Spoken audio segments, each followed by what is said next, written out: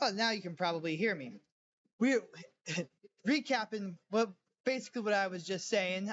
We are live here from Miller, Missouri, and as we are getting ready for some Southwest Conference action between the Miller Cardinals and the Stockton Tigers, we are just taking a look at the results from Week 1 with Clever defeating Miller 23-12.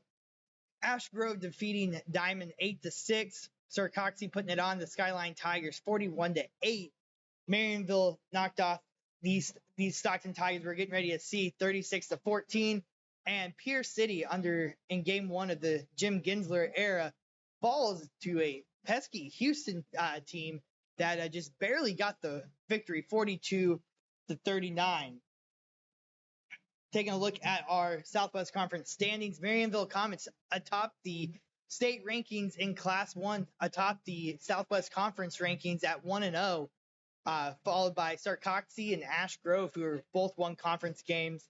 Pierce City and Miller both 0-1, but it was playing out of conference competition, so they are just a half game out of the conference lead. Down at the bottom, Stockton Tigers, Skyline Tigers, and the Diamond Wildcats wrap up the Southwest Conference standings. It was a busy week last week in Week 1, as we always pick 10 games of the week for Southwest Missouri sports. We talked about some of them already in Clever, Diamond, and Stockton. But man, look at some of these other games. Webb City came out and absolutely put it on the new OC brethren of the Lebanon Yellow Jackets 35-13, and kind of a score that kind of made some waves around Southwest Missouri. Elsewhere in Springfield, Joplin Eagles put it on the Kickapoo Chiefs 30-7 in another conference matchup. The Bell Bowl in the Mount Vernon was a classic 7-6. The Mount Vernon Mountaineers, the number 5 team in Class 3, just barely getting the victory over the Aurora Hound Dogs. Seneca looking just as good as looked like where they picked up right where they left off, 55-16 as the number 2 team in Class 3. Seneca and Mount Vernon are going toe-to-toe down in Seneca here tonight, so I'm looking forward to see some updates on that score. Reed Springs and traveled to Logan Rogersville, a former Big 8 matchup with Logan Rogersville moving to the Ozark Mountain Conference and Reed Spring going to the Mid Lakes. It was Reed Spring with the 8-0 victory over the Logan Rogersville Wildcats. And Mountain Grove, it was too much from the Fairgrove Eagles, who got the 41-20 victory, and it nicked a 49 over Republic 14. So we're about 30 minutes away from kickoff. We're going to I got some coaches interviews that I'm going to try to set up real quick. I'm going to have you go to one of our sponsors, the Clever Barn. Is going to be one of our title hosts or sponsors again this week. So let's go to our interview with Laura Walden. Hello, everybody. Skyline Akins with Southwest Missouri Sports here. Joined with me is Laura Walden of the Clever Barn. First off, just thank you for taking a little bit of time and talking with us. You're very welcome. Thank you. So, Clever Barn here in Clever, Missouri, kind of event venue. Just kind of tell me a little bit more about about your venue. Yeah, it was built in the 1880s, and my husband and I have done all the work on it to create a very relaxing, laid-back feel as soon as you get here. And we have every kind of event you can think of out here. We have weddings, birthday parties, anniversaries, karaoke nights. We have ladies' nights, guys' nights, movie parties, a little bit of everything really out here. Yeah, it really was there's something for everybody. Mm-hmm. You were taking me around here and showing me there was everything from a putting green to tiki bars. And, yeah. It really is there is something for everybody. Oh, well, thank you. So when did you guys open? We opened up May 17th, 2014. So we just now celebrated our 10th year anniversary. 10 years. This summer, yeah, we went just like that. And we've just been having a blast, and we're always working on it. And it's just the two of us. and a lot of work, but we love what we're doing, have huge passion for it, and you just never know what you're going to see every time you come out, so we get a kick out of that. What was your inspiration kind of behind wanting to open something like this up? Well, you're probably going to laugh at this. Actually, we used to have parties here back when it was just a nasty old barn, you know. And we're having a party upstairs, our Waldoween, which is our Halloween party we have every year, with our last name being Walden. It started with Waldo. So we're having our Waldoween back in 2013, and we had like 50 plus, you know, people. And just having a blast, you know, and at that time it was just nasty, you know. Yeah. And as they were leaving, we were out there by the bonfire, and I said, what do you think about turning this whole thing into a venue, you know, kind of thing? And he looked at me and said, I think you're nuts. And I said, well, I think so too, but you don't know till you try. So we started that very next morning, and we opened up 6 months later. And ever since then, we just get busier and busier and more known, you know. We're really, really excited with where it's gone. Yeah, so, you know, you kind of talked about, you know, you host all kinds of events, you know, parties, guys' nights, girls' nights, weddings. I think I've seen pictures on Facebook of, I don't know if there was, like, the Clever prom or not prom, but, like, there was, like, some event out here, I think a couple of years ago or something like that. But just kind of talk about what are some of your favorite events to put on. My favorite events. I would say the most events we have out here are my Sweet 16 birthday parties. Huh. They have an absolute blast. Usually the moms are down here playing board games or shooting pool or whatever, and the girls are all upstairs and they're singing karaoke and they're dancing and having a little party, you know, and they get the whole barn to themselves. And that's something else too.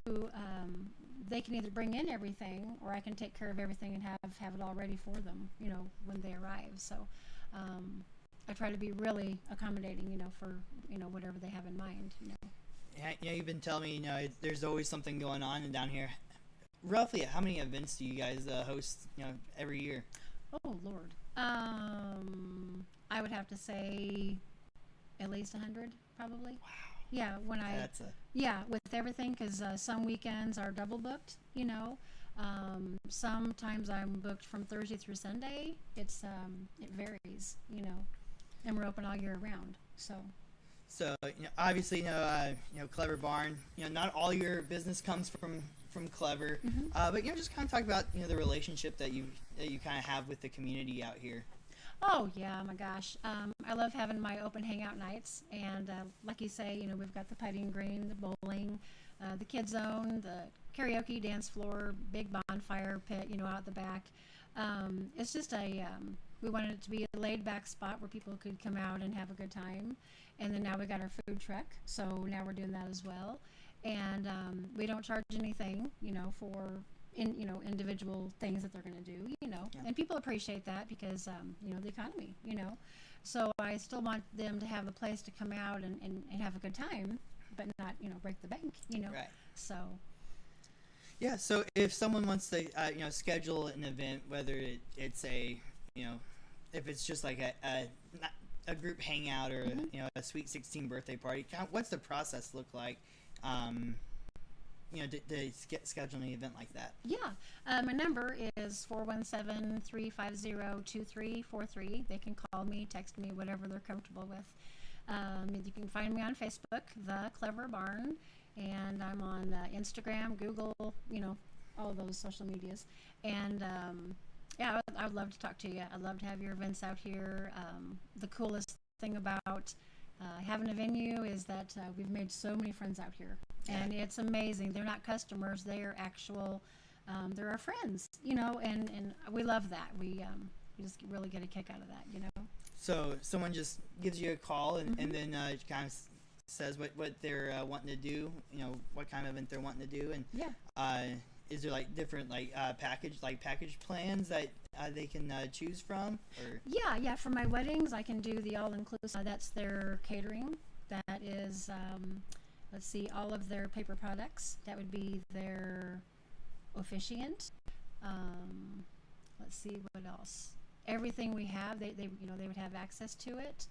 I know I'm forgetting some things. I do apologize about that. But and in essence, if they have something in mind, I'll make it happen for them, and if they have everything already, down what they want to do, they just bring everything in and I'll help them, I can, run the bar for them, or I can take care of their food, or I can just be off to the side and be there when they need me, that kind of thing. Yeah, so having an event venue like this, I mean, I'm sure you've kind of seen a little bit of everything. I mean, just what's been a few of your favorite stories or memories that you've had hosting events? Memories out here. I'll tell you one. This is really, really cool. Talking about having relationships. You know. Okay, so I'm having my ladies' nights here one night, and I have like 5 or 6 ladies, over there at the bar with me. Just chatting a little bit. And in walks a lady that I didn't know, so I walked over, shook her hand, thanked her for coming out, introduced myself. And she said, well, my name is Amber. I got married here about 2 years ago. And I'm like, oh, good Lord, I'm sorry. She goes, no, you made a lot of people. I get it, And she goes, plus I looked a lot different then, and everything. She's now one of my absolute best friends. I mean, I kid you not. Cool. I love things like that, repeat business, but it's not just repeat business. It's I'm actually a part of their life. You know what I mean? I'm part of their memories that they're making out here in this really, really cool old barn that we breathed life back into. Yeah. It was ready to come down, and like I said, my husband said I was nuts. But I said, well, you don't know, till you try. So we keep trying, and just love it. Yeah, and I think you're kind of putting a unique opportunity, have your wedding out here. I know from my experience, that plot of land is always going to have an extremely special place in all these people's hearts. So so being able to kind of be being a person that kind of helps those memories being made, that's got to be a really rewarding role to play there as well. It's amazing. I meet people from all over, and it's just it's so cool. I can't say cool enough because I love what I do, and we have such huge passion for it, and we just try to keep it, authentic, because it is an old barn, and but we kept it original as we possibly could, you know what I mean? And I really feel that there's something for every age out here. Yeah. And that's kind of why we named it the Clever Barn, because we thought it was kind of clever that they could have anything out here, and we just get a big kick out of it. There's nothing like sharing memories with people. Yeah, well, I really appreciate your time. Is there just anything else that you want to leave everybody with, or? Really, I just want to thank everybody for accepting us, because we're out in the middle of nowhere. We're not in the middle of a big town with a big, marquee sign and lights and everything. We're kind of out in the boonies a little bit. I think that adds to a lot. Adds to it. It really does. People tell me all the time that this is a sweet getaway. Yeah. And at nighttime, you got to see it at nighttime sometime. Even if you just drive by when we're having an event, it's like the circus has come to town. You know what I mean? Because there's just lights everywhere and everybody's having a great time, and it's just so fun. Well, I know you gave your contact information once. I just want to give it out one more time, just for everybody. Yeah. 417-350-2343 is my phone number. I would love to chat with you if you want to, or you can just message my business page if you want. Awesome. Thank you, Laura. You're really appreciate welcome. you sitting down with us. Absolutely. Thank you.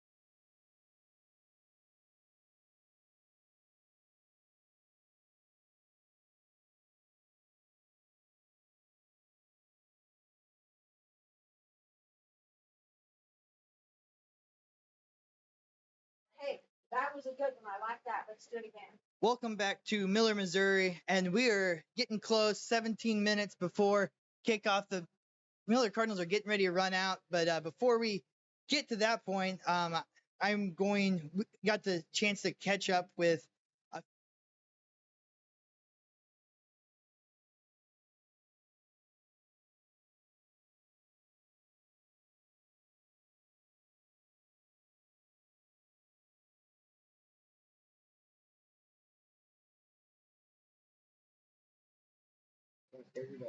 And we're back over here. Sorry, I'm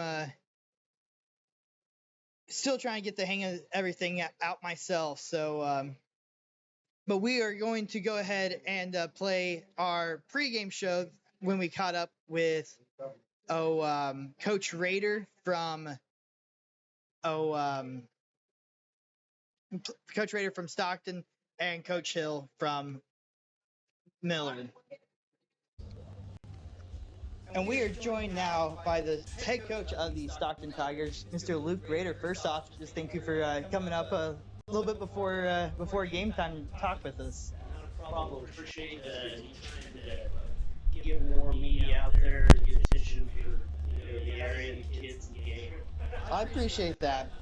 So week 2 here in the 2024 season, you guys are coming off of a loss to one of the best teams in the state, regardless of class, Marionville. But it's kind of game where you can learn a lot about your team. Just kind of talk about some of the takeaways you had from week 1. They're a good football team, like you said. We made a few mistakes that they took advantage of. And obviously, we'd like to eliminate those tonight going into week 2. We returned a lot of guys from last year, but with some different injuries, we hadn't really had them all together on the field until last Friday night. So kind of seeing that was nice. And like I said, feeling out some things with ourselves, seeing what we needed to adjust to moving forward. Obviously, we would like to have done that with a win, but you talk a lot about this week about the fact that we can't change that. Move forward. Yeah, and it all kind of starts with your dual threat attack. You like to run the kind of the read option. And your quarterback has been fantastic at it. For the last couple of years. Just kind of talk about Easton and just kind of what he brings. He's a competitive kid, and I think it's his biggest asset probably. He wants to win. He's there to compete. I always say football is such a team game. I think it's hard to just talk about one kid because, like you talk about the read option stuff, outside of him, or line has to do their job, or back has to catch the hitch, or maybe a level, or whatever we're doing on that play. It takes so many guys to make it all work together, and that's one thing that's great about the game of football. It's one guy can't do it by himself. And so Easton, I think, like I said, one of his biggest assets is competitiveness and toughness, and that makes him a really good leader for the rest of those guys to get behind and follow.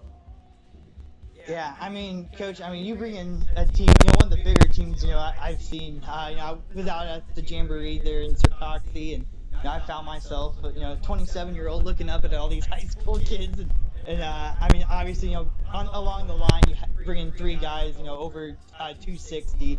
Just kind of talk about, how that size kind of helped you play, the way that you guys are wanting to. I think anybody that has known me very long knows that I like to run the football and I like power football. So it's nice to have that size and then, defensively and make some runs move. So it's definitely an asset. And then trying to build around that with some guys defensively, especially at the linebacker and defensive back position that can run. And hopefully that size up front keeps them clean so they can run side to side. So you guys are coming in, week 2 against Miller. It's their home opener. They're celebrating senior night. Just talk a little bit, kind of what you've seen from them in this week of preparation. I think they've got a lot of weapons. I think they are very athletic. At the skill positions, the running backs run the ball extremely hard. I've been impressed with them not only from Phil's week 1, but from previous years. I know that once they get going downhill, they're kind of run to get stopped. And then obviously the Bates group last year when they played us and haven't hit back really changes things for him. He is very, very athletic, does a great job running the offense. Does a great job extending plays, throws the ball very well off platform. So I think they've got a lot of things that are really impressive, and we're going to have to play well. And, I know they're coming off of a loss last week too, but I think that team, the clever team, is better than we realized. Yeah, and we were out there for that game as well, and I mean, Clever was, as a Clever grad, I broadcasted, their first 3 years of even having a team, and it was just so much different, of a Clever team than, I'm used to seeing. Had a lot of size, a lot of physicality, and was able to run the ball better than, they had. And, Miller struggled at times with it, but, no, definitely not anything to kind of scoff at, but, so in our, game week, kind of getting to know the team. You said something about having a few familiar faces on the opposing sideline. Yeah, so my mom is from Miller. She grew up here, graduated from here, and so a lot of good memories of Miller, going to grandma's house as a kid and doing those things. So there are a couple guys that come from him, cousins of mine, so it kind of neat to be across the field from them. Yeah. I always tell the kids, regardless of who we're playing, that it's kind of like a brotherly competition. You go out there, you want to win, and then at the end of the night, we can, have a good time together and hang out and talk. But it'll be fun to get to see those guys and compete with each other. Well, ultimately, the goal is to go 1-0 every single week. What's it going to take for you guys to get out of town 1-0? We're going to have to play well, and we talk every week about, we have to take care of us. The biggest key is what we do, and so we got to take care of the football, and it's the three things that every single football game, regardless of the level, comes down to: who can block and get off blocks better, who can tackle and break tackles better, and then turnovers. And whoever wins those three things tonight is going to win the football game. Awesome. Well, Coach Rader, thank you for taking a little bit of time. I know you guys just got here. We're getting closer to kick.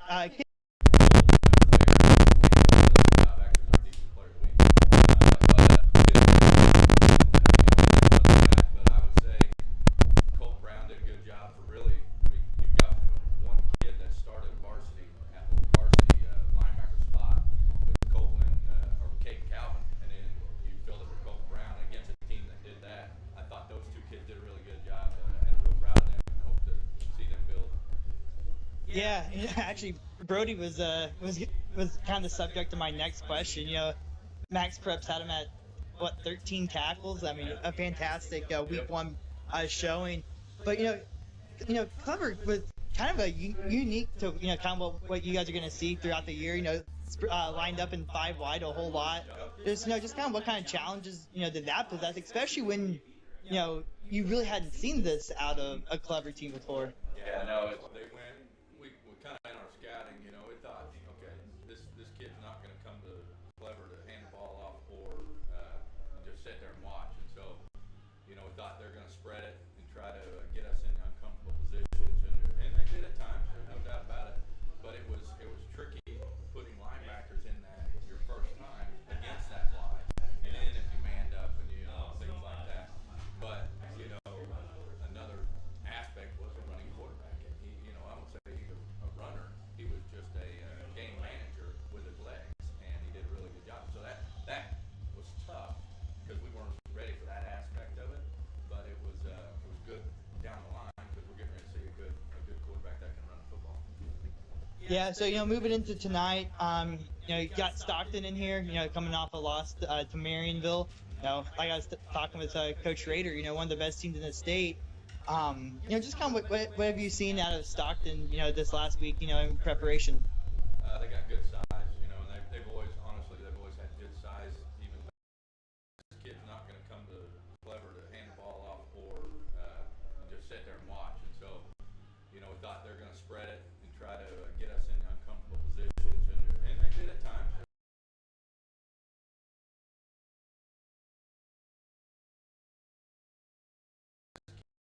This kid's not. This kid's not. This kid's not going.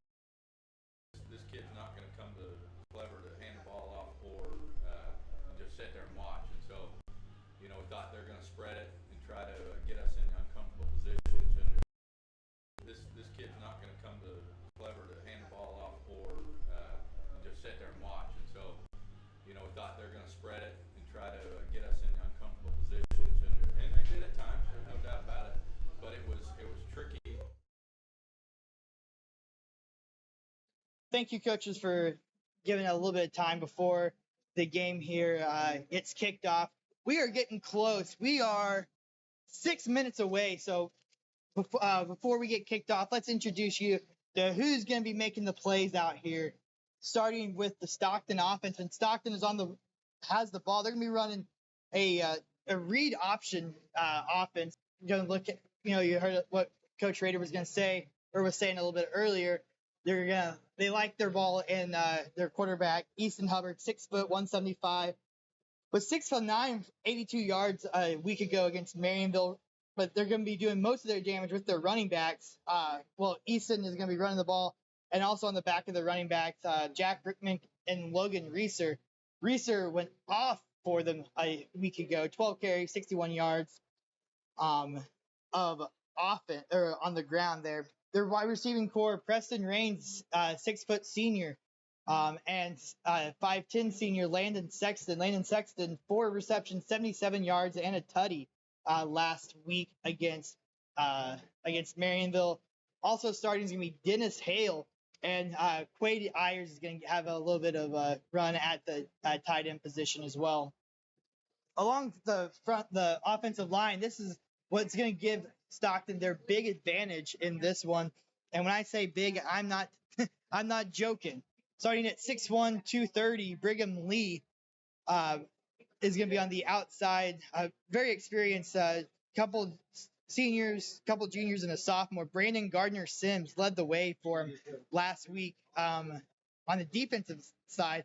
But 6'1", but Brandon Gardner Sims and Cale Rader, both 6'1", 280 pounds to go along with Trevor Swaggerty's 6'2", 260. And James Floor is going to wrap it up at 5'10", 195. When they're on the field, it's going to be Miller's defense that's going to be out there. Starting on the line, Connor Neely, Connor Pendleton, Owen Dempster, and Connor Pendleton are going to be manning the defensive line of scrimmage for the Miller Cardinals. Are going to be looking to get some push there. Linebacking core, Colton Brown, Caden Calvin, and Brody Rinker, all seniors. Brody Rinker, you heard Coach Hill talking about it. 13 tackles in last week's loss at Clever. Then in the secondary, Jared Long, Blake Walters, Jalen Madsen caught 2 balls for 71 yards and a touchdown last week, and Trenton Pierce is going to be back there for Miller's defense. Miller's offense can be led by Nate Hill, who's making his second start after breaking his ankle in the season opener a week ago. So he's still trying to find his footing. Pun not intended there. But did a solid job, 8 of 12 last week, 98 yards and a touchdown. But a couple of interceptions is kind of what haunted the Miller Cardinals, especially a couple late ones. But he was also a threat to run the ball, 80 yards and a touchdown. He's going to be handing the ball off to senior running back, 5'9", 160 pounds, Caden Calvin, had 11 carries, 32 yards, but he's approaching that 1,000-yard mark for his career, 935 yards and 5 touchdowns in his career.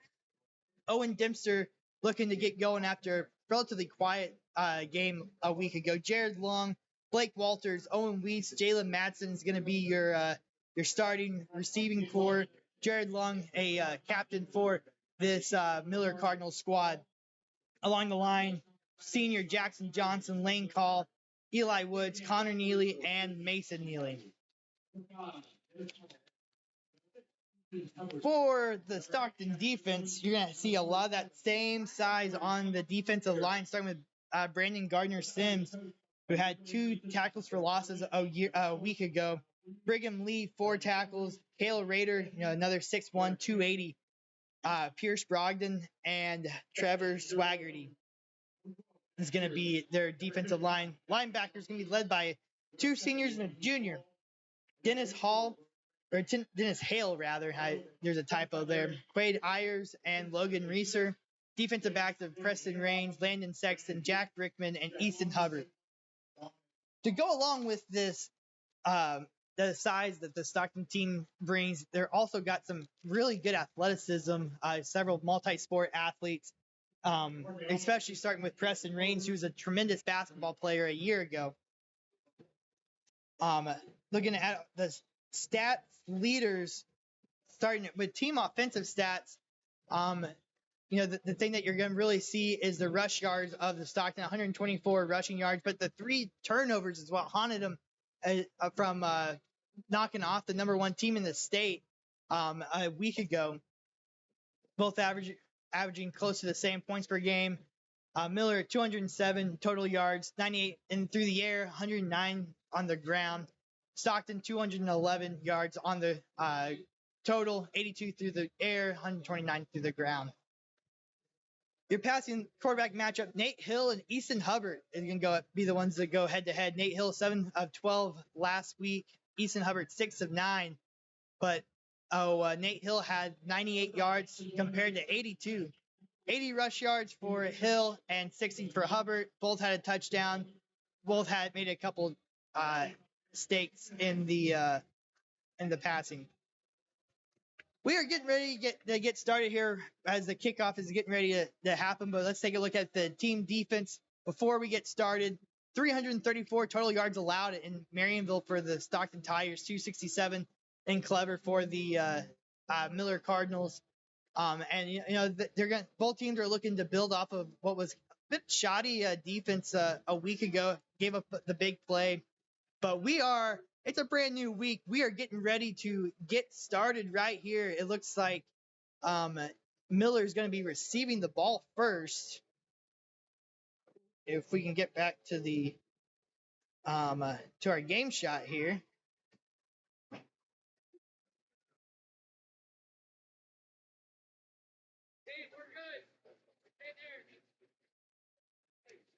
We should have a scoreboard pop. There we go. Now we got our scoreboard. Blake Walters and Jalen Matson back deep for the Cardinals. And this one is off. And Matson's going to pick up the ball. He has a hole. He's got a big hole. He's going to go up just shy of the 45-yard line. Great return by the sophomore, Jalen Matson, as we get started here in Miller. That's going to bring out the offense of Miller, led by Nate Hill, 5'10", quarterback, senior quarterback, looking to build off of what was a good year, his sophomore year. Lost his junior year to an ankle injury, and we are back out here with a single tailback. That's Calvin in the backfield, and Nate Hill's going to throw on the first play of the game, and is going to find Blake Walters for the medium gain, just shy of the 50-yard line for Nate Hill and Blake Walters.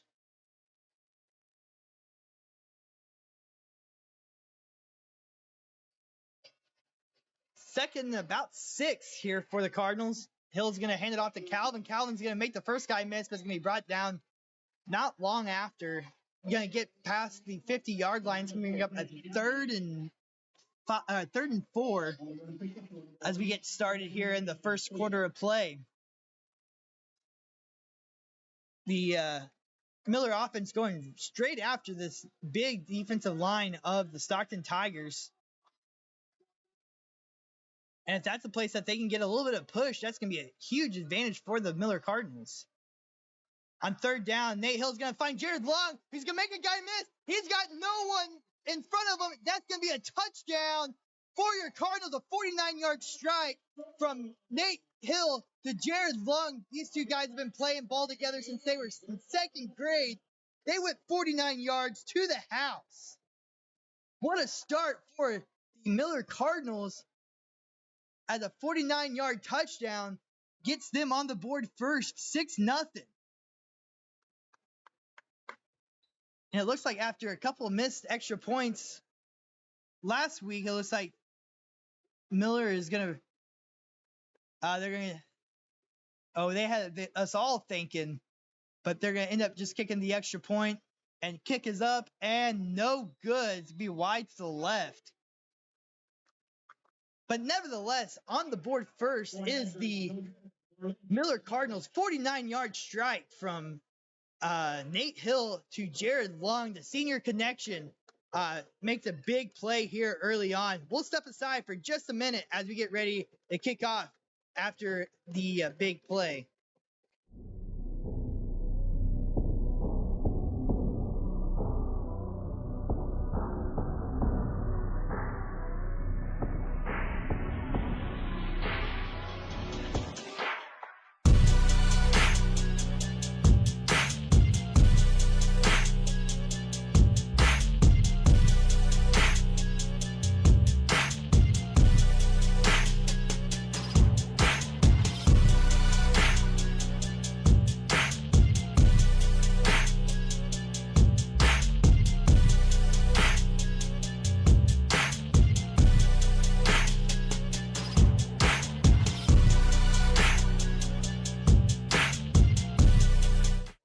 We are back with you here in Miller as the Cardinals are going to just have a squib kick and the Tigers are going to fall on it. That's going to be number 22. And I'm going to have to find my roster that I had misplaced somewhere. I think it's in the folder.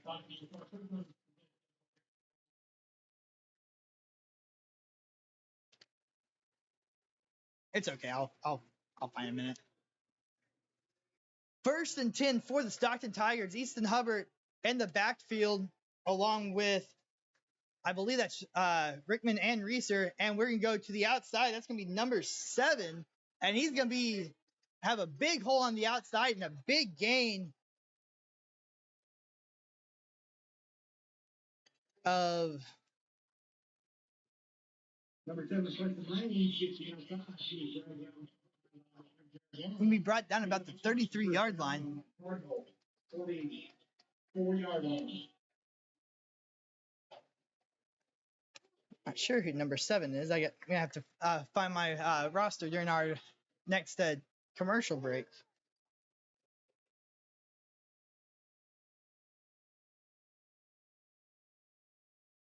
The next play, this one's going to be a keeper, and he's going to be brought down at the line of scrimmage, maybe a little bit behind.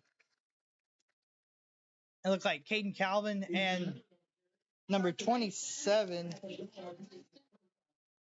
in there on the tackle.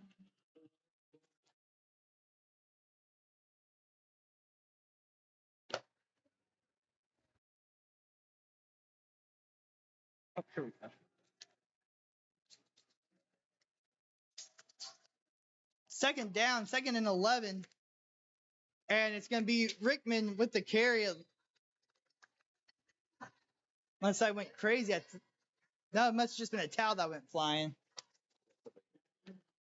I found it.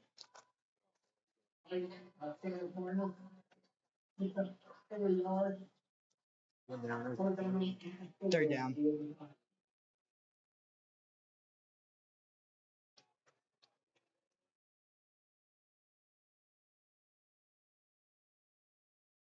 And another run. This one's going to go up the middle. Going to be a short gain. And that's going to bring up 4th down.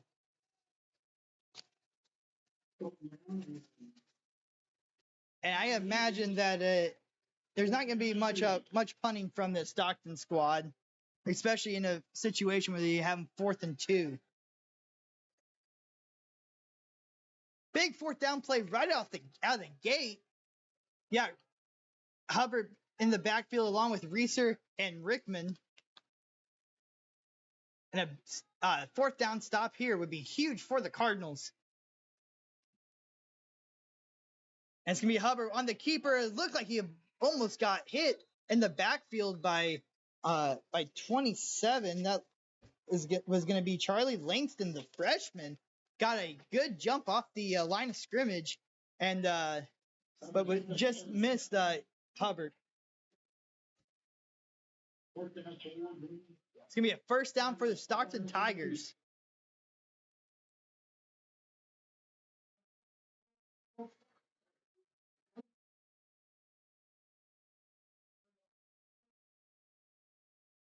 First and 10 from the 35-yard line. This one's going to be kept again by Hubbard. Another short gain.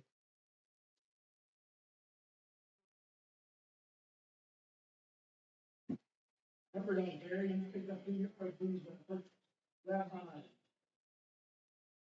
Brody Rinker and face off Colton Brown.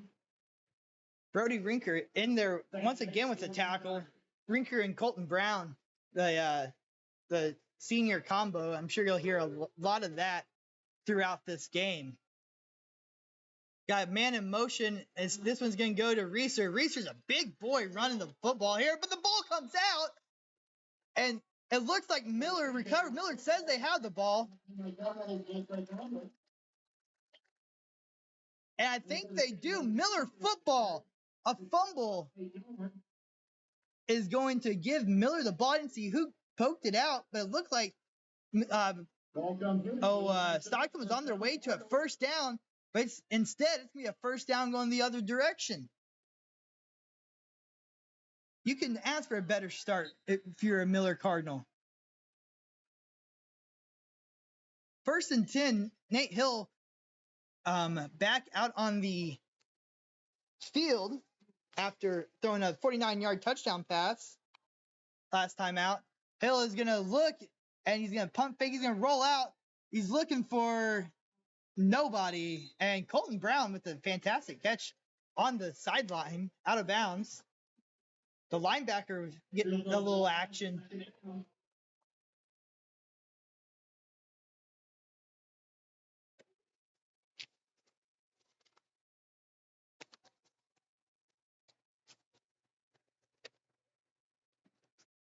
.703 remaining here in this first quarter of play. Miller has the lead 6-0 after the senior duo Nate Hill and Jared Long connected.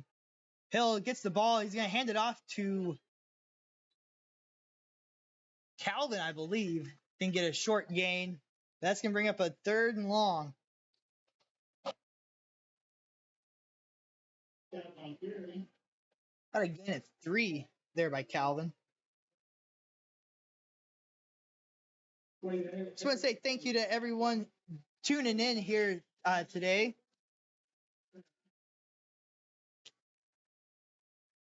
For some Friday night football, week 2 action here in Miller. Nate Hill and Calvin in the backfield. Hill's going to snap it, and he's going to look deep. He's rolling out, and he's got Owen Weiss, who's going to catch it, toe tap, that toe tap swag, as the kids call it, and it's going to be enough for a Miller Cardinal first down.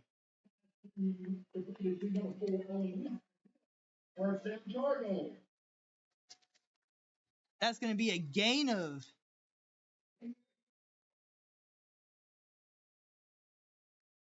I didn't quite see where.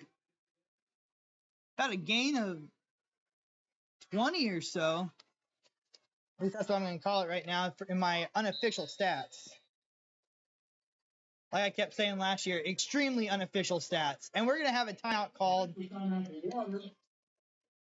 for a water timeout called by the by this fishing crew.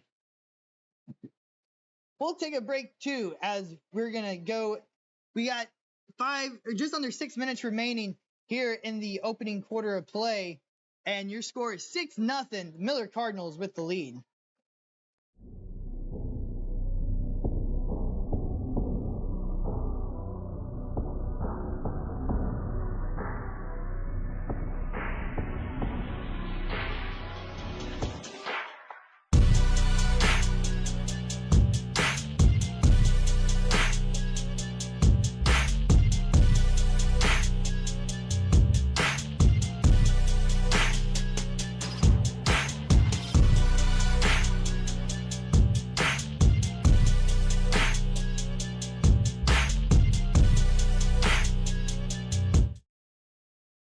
First and 10 for the Miller Cardinals after the 20-yard reception to Owen Weiss.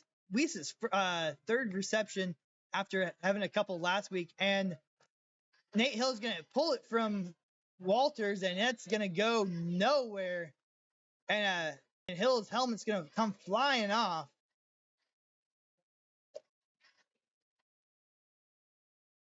And I'm not 100% sure the high school rules. I know in college, if the helmet comes off, they got to sit out for a play, and it looks like Hill's going to have to sit out for a play. And Dempster comes in. Looks like Jared Lung may take over at quarterback for this one play here. Lung had to play a bunch of quarterback a year ago after Nate's injury. Him and another sophomore, Paul Nunez, was the primary signal callers after Nate's injury, and that one's going to go absolutely nowhere with Long, and that's going to bring up a third down, kind of a momentum killer there with the helmet popping off. And Hill's going to come back in. Dempster's coming out.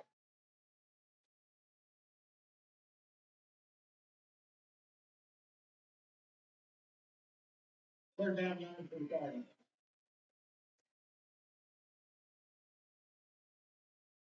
Third and 9 for Miller here. Hill's going to roll out to his left, and the ball is not going to be caught. I thought Owen Weiss got his arms underneath it, and it looked like he about had a tremendous catch, but going to be all for naught as the Miller fumble is going to not going to be able to capitalize on the fumble, and Weiss is going to go back deep to punt for the Cardinals. Hubbard back deep for the Tigers.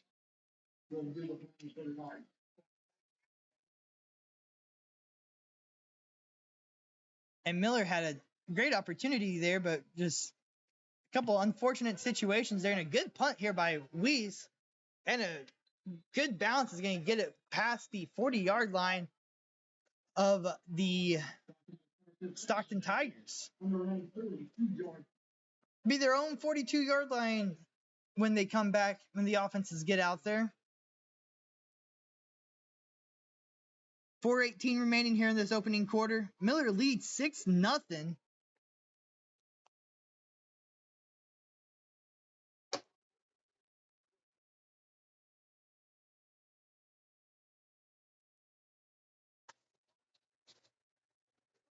Hubbard's going to do a quick screen pass, and that's going to go nowhere.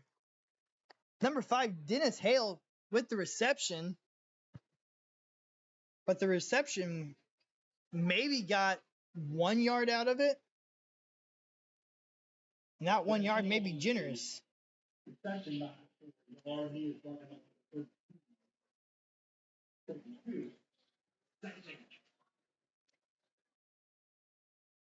You know, and we talked with Coach Hill beforehand. Actually, we talked to several assistant coaches throughout the week, and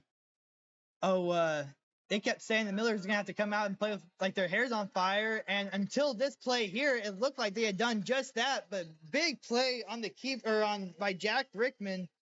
That's gonna be a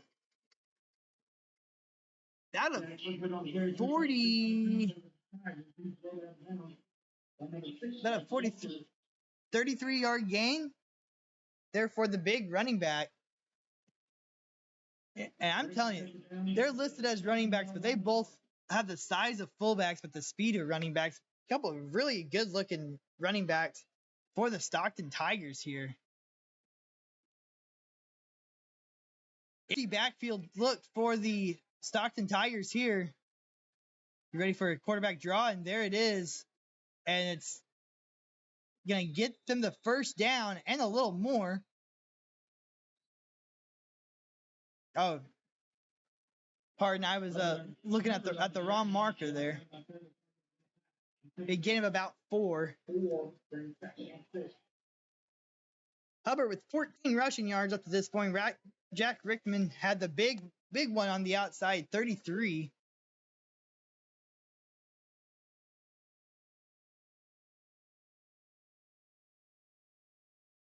This Miller defense now is going to have to play bend but don't break.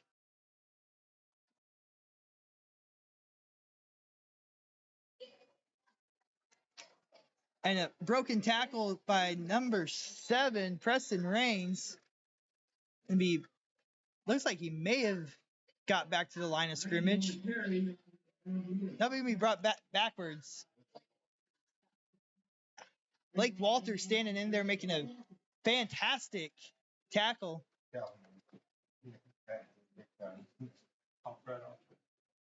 Thank you to my spotter, Lynette Kleeman. Because after last week, you guys know I need all the help with numbers that I can get. And Hubbard's going to look to pass, and he's got a man, Rains, in the back of the end zone, broken up by Walters. And a flag is thrown.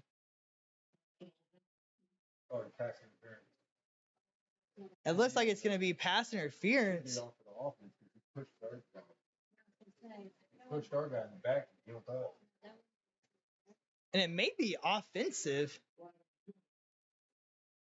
No, it's going to be defensive on Walters. That's a tough break for the junior there. He did just about everything that he could do, and maybe even got a little nudge to the back as that ball comes up. But they're going to say it was a pass interference on Walters, and that's going to bring up 3rd and 5.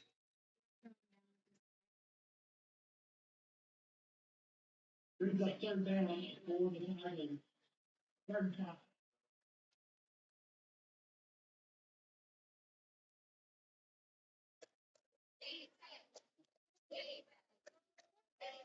Third and 5 here, and run is going to be short of the goal line, but I think it's going to be enough for the first. I believe that was Hubbard once again. Another opportunity to take the 3rd down and 1st and goal for the Tigers. We're up 1st and goal.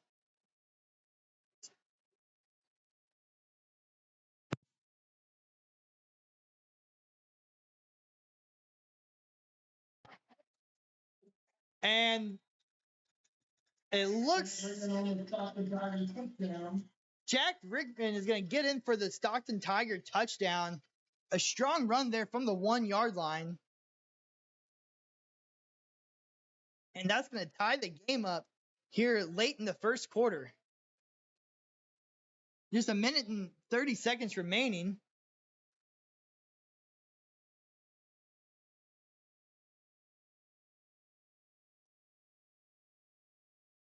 And the Tigers are going to go for 2.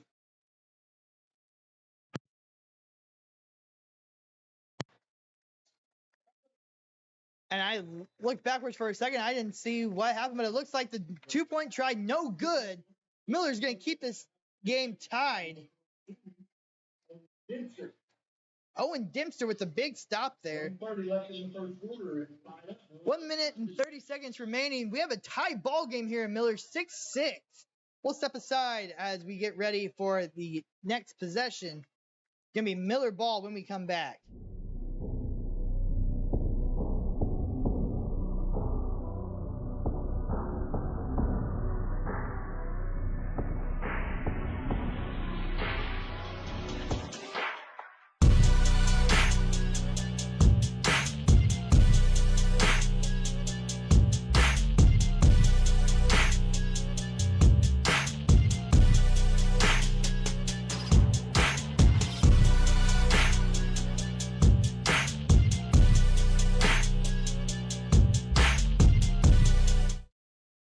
And, you know, Coach Hill was talking in our pregame talk that the Stockton offense is you're going to have to play a little bit of hair on fire to do it. And Owen Dempster with a big return there on the short kick. It's going to be up to the 46-yard line. You know, and it's going to the you almost hate saying this, but some of these smaller kids from Miller's are going to have to almost make a business decision. And so far, they have shown tremendous amount of toughness and grit, and and that's kept them right here in this game early on. Miller looking to take the lead back that they just lost. Nate Hill and Caden Calvin in the backfield. Hill gets the ball, gonna hand it to Calvin, almost behind the back handoff, and that's gonna go nowhere. Calvin's gonna be stopped behind the line of scrimmage. Okay, down on carry, we have, Bulldog down on the 53, right on the lead. No gain on the carry. Calvin's had a few solid runs early in the game last week, but has kind of struggled to find just hasn't had really an opportunity to find any rhythm in the run game, and against Stockton is kind of a tough ask to find it here early on. Hill's gonna roll out, and he's got pressure on him, and he's gonna take it upfield, and it's gonna be stopped. Can go out of bounds for a very, very short gain. But I mean, the rush was going all over Hill. That'd be a gain of about 4. Nate broke a big one last week, a 70-yard touchdown that put the Miller Cardinals up 6-0 early on the Clever Blue Jays last week on a play that looked very similar, that was kind of blown up at the line of scrimmage, but he got to the outside and was able to take it to the house, unable to get to the edge there. And that's going to bring up a 3rd and medium, and a good run there by Calvin makes the first guy miss with some nifty footwork. It's going to be Owen Dempster, rather. And that's going to be just short of the first down. Be 4th and 1.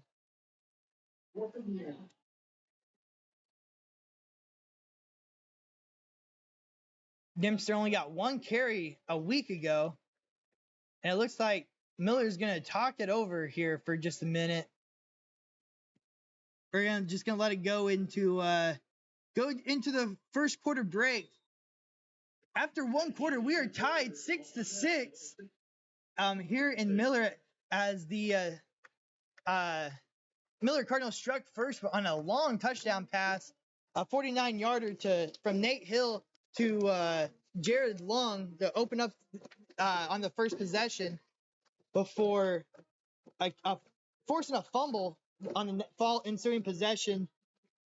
Miller would then punt, and then Stockton, a 1-yard touchdown would tie us up right here as we go in. I want to say thank you to our sponsors, the Clever Barn and the Burger Shack here in Miller. We're going to step aside as we wrap up the first quarter break.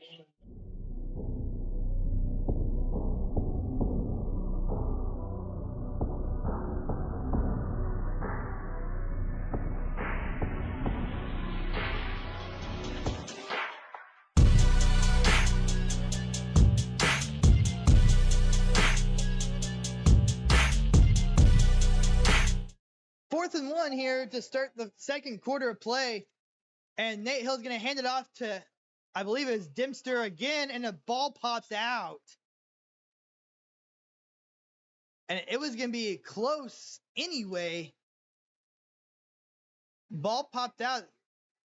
The officials talking about if he was down or not. And they're saying he was not.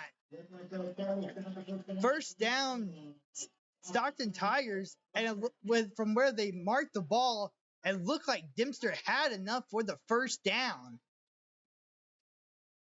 But a fumble is going to make it 1st and 10, going the opposite direction. Tough play there for the Cardinals. And now the Miller defense is going to have to step up once again.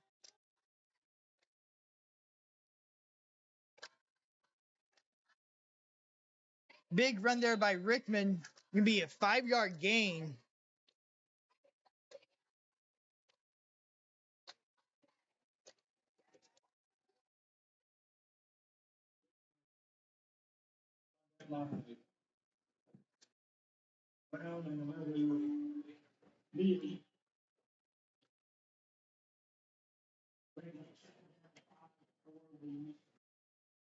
2nd and 5 for the Tigers here. Easton Hubbard's going to shift Rickman out wide into the slot. And it's going to be a pass. Easton looking deep, and he's got a few guys, and it's going to be tipped and incomplete. Pass broken up by Blake Walters. Walters is everywhere early on in this one. Lung was over there as well, making a good play on the ball. That's going to bring up 3rd and 5. I'm telling you, early on, Blake Walters is flying around the field. He's been just about everywhere. Been part of almost every single play, it feels like. 3rd and 5 from the 49-yard line. 11:04 remaining here in this first half here in Miller, Missouri. And it's going to be a keeper. Flag is going to be blow the play dead. Looks like you're going to have a false start or an illegal motion on. Yeah, it's going to be an illegal shift on Stockton. Push him back 5 more yards. It's a beautiful night for football out here.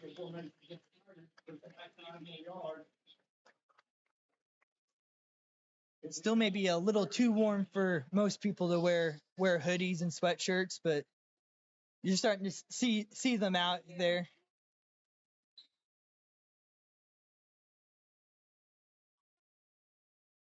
Third and 10 here from the 44-yard line. 11:01 remaining, and Easton Hubbard's going to pull it, and he's going to have a man out wide, and that is going to be number 88, Landon Sexton.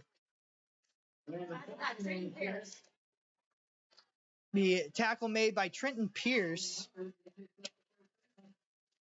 That's going to be a gain of about 12.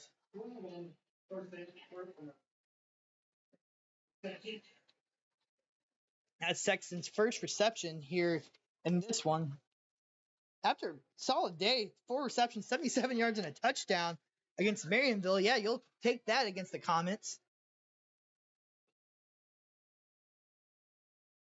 1st and 10, man in motion, and it's going to be another keeper by Hubbard. Hubbard lowers the shoulder, but is met by 27. A swarm of Cardinals.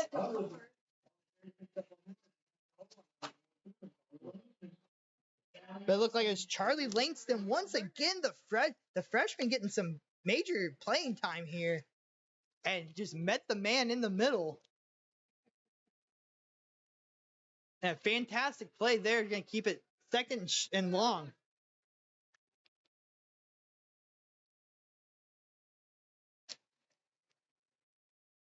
Be a short screen pass once again to 7 and to Preston Raines, and this one's gonna be a little more successful here. It's gonna be a gain of about 17.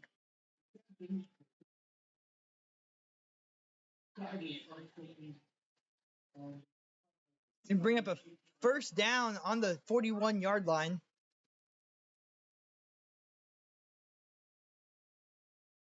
.942 remaining here in this opening half. 6-6 is your score. Stockton looks to add to their total here. And got hit in the backfield. It looks like that was Rickman. Got hit in the backfield, but just bounced off him.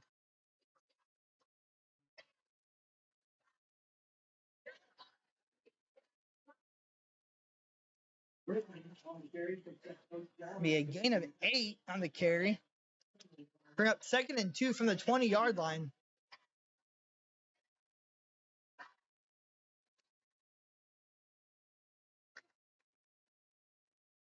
The big offensive line for the Stockton Tigers goes up to the ball as we approach 9 minutes remaining.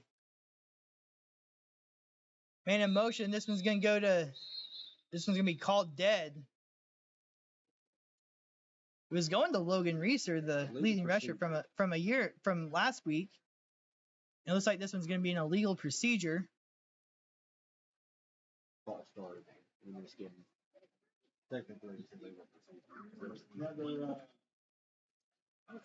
Bring up 2nd and 7.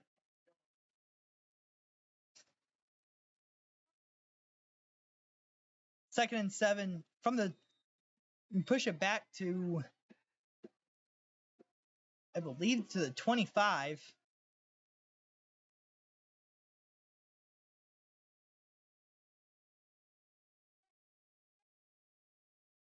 Hubbard gets the ball, going after Reeser, and the ball comes out, but it's going to land right back in Reeser's hand. That was a oops. There we go. Where'd the ball go? Laying right back in my hands. Fortunate bounce for the Tigers, but it's going to bring up a 3rd and 7. As that one's going to lose 2 yards.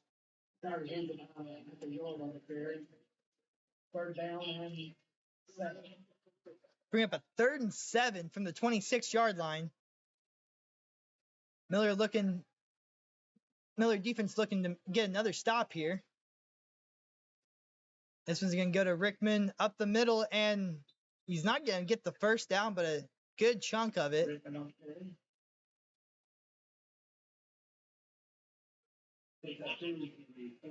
A gain of 4. 4th and 4 is a big moment in the game for the Cardinals.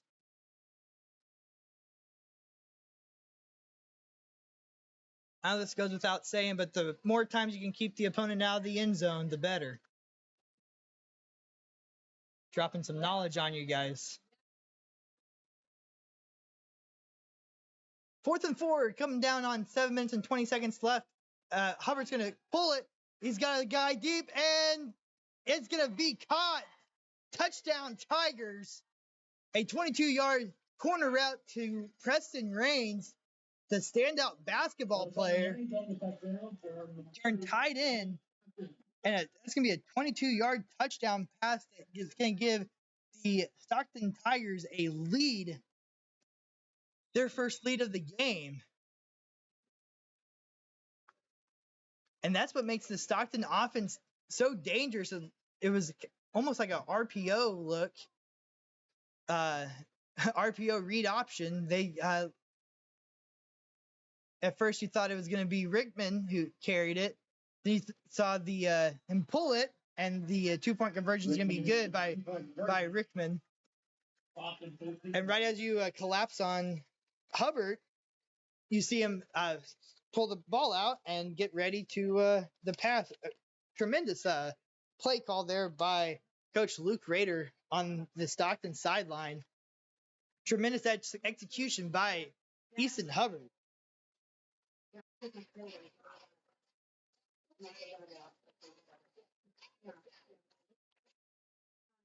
14-6 is your score. We'll step aside as we get ready to kick the ball off to the Miller Cardinals.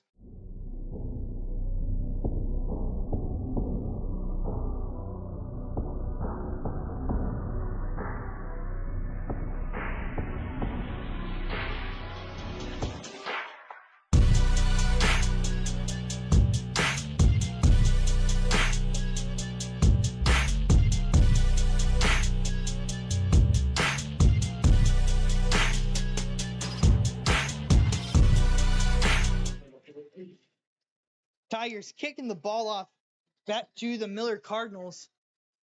Walter, and it's going to be an onside kick and be touched by 77. And is that Eric Mincy, the junior? That ball did not go the 10 yards required. And the ball's going to go back to Stockton Tigers. A terrible mistake there by the Cardinals. Head was at not quite knowing if it had made that 10 yards and not wanting to give the ball and give Stockton the ball back easy, but in that situation, just fall on it. But easy for me to say up here. 14-6, and the Stockton Tigers are going to steal another possession.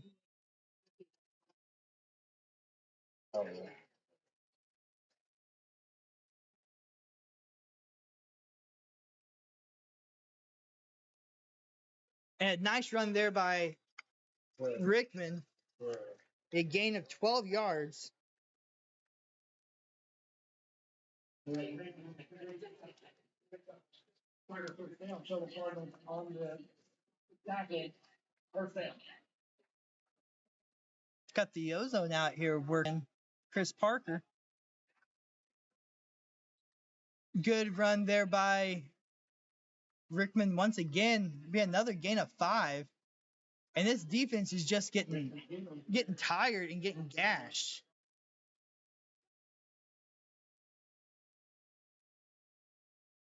Second and 5 here from the 40-yard line. Hubbard's going to keep it this time himself. He's going to look for a hole, not going to get one. And Charlie Langston with another tackle. Have yourself a day, young freshie. And I got a chance to coach him in junior high baseball a year ago, and I don't know where this aggressiveness was on the baseball diamond, but I never saw that. And it looks like Miller's going to jump the hard count.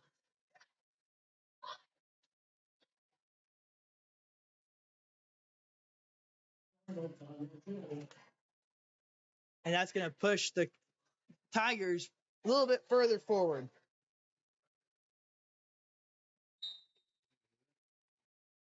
Keep an eye on the game, man. 6:14 remaining here in this opening half. 14-6 is your score. Stockton has the lead and the ball. And another good, strong run this time from Reeser.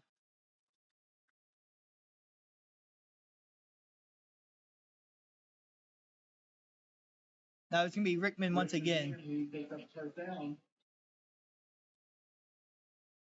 And I don't think Rickman necessarily took kindly to Owen Dempster taking his time getting off of him.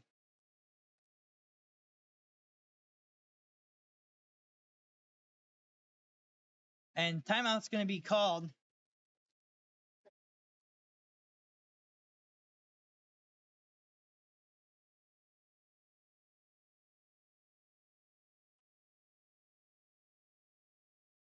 Timeout called. We're going to step aside for just a minute before we get ready to wrap up this opening quarter.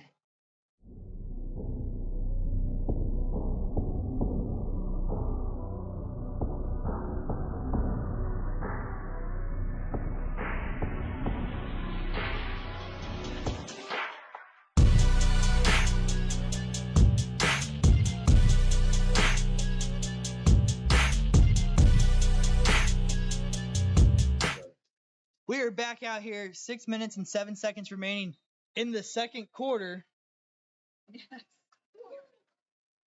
And a run here to the outside. And flag is going to be called. And a hold called on number 70, Kayla Rader. They saw Owen Dempster down behind the play, and I mean, that's a tough one to muster if you're Stockton. I mean, that's a good, solid run there, and Dempster was nowhere near the play. But if you're a Cardinal, you will happily take it. We'll take it. 1st and 20, as that one's going to move the Tigers back 10 yards.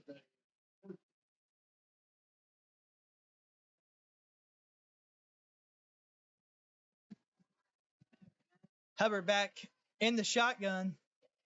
And he's going to hand it off to Rickman. Rickman's going to have a nice, strong run. Maybe a gain of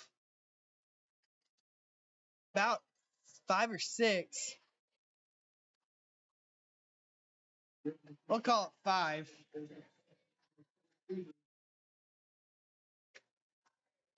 Rickman's putting together a tremendous first half, 83 yards after not having a whole lot of success against Marionville.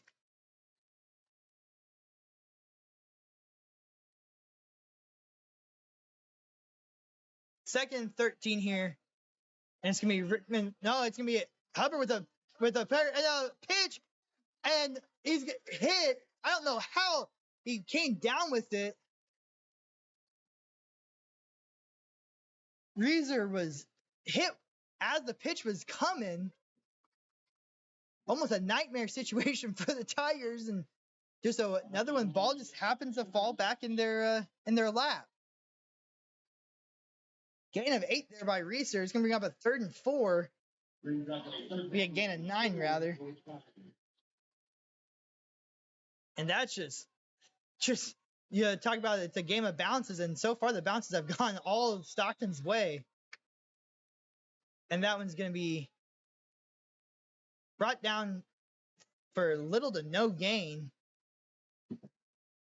I didn't see who carried it. I think it was Rickman. 4th and 4 from the 15-yard line. Miller's defense needing to stop it. I'm telling you, that's the second time the ball has been up, several feet above the ball carrier, and it just happens to fall right back in their lap. Hubbard's gonna look to pass, and it's gonna be picked off by Jared Long in the end zone. Jared Long looks like Hubbard had a man in the back of the end zone, but Long came out of nowhere, intercepted that, but was down. I guess it wasn't quite to the end zone, right down to at the 4-yard line, going the other direction.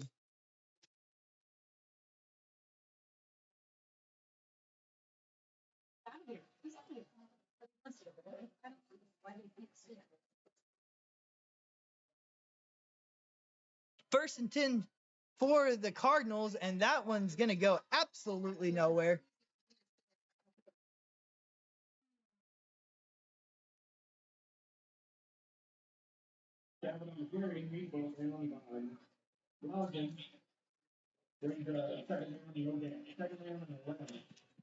Who carried that one?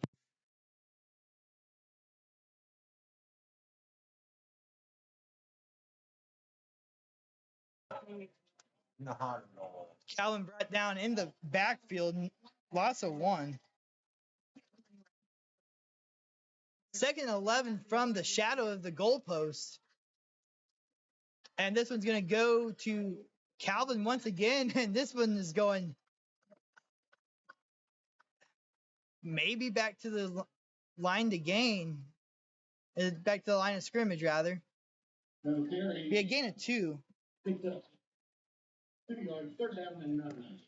up 3rd and 9.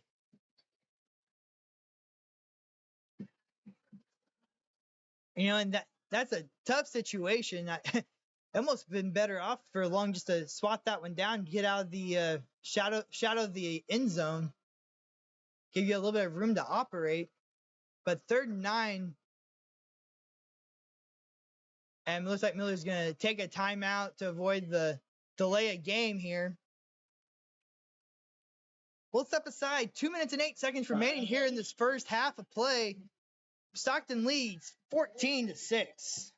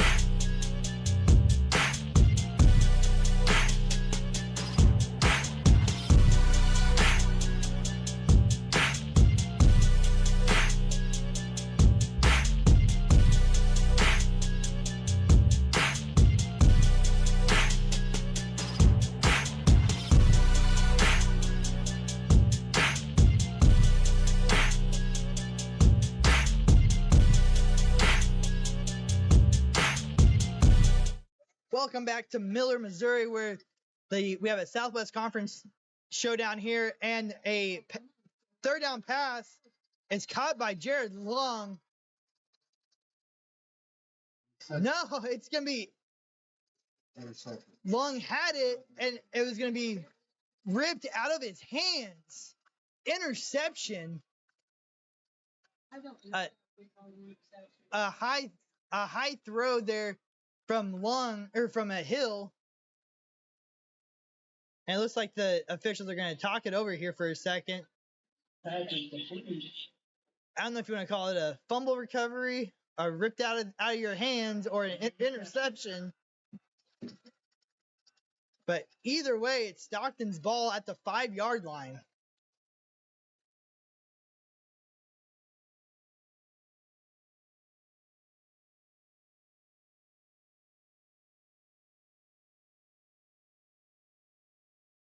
Two minutes remaining here in this opening half. Couldn't you have to have control of the ball?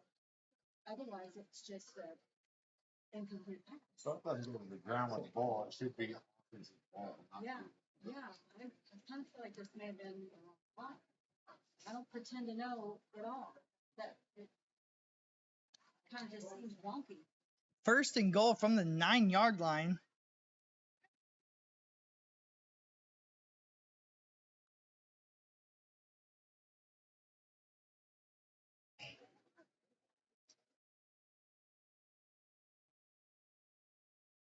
First and goal for the Tigers at the 29-yard line. They go down and they never have control of the ball. All that. Yeah, handoff here to Rickman. Rickman's gonna rumbling, bumbling, stumbling. And it looks like he's gonna come down just shy of the first down marker, or from the end zone.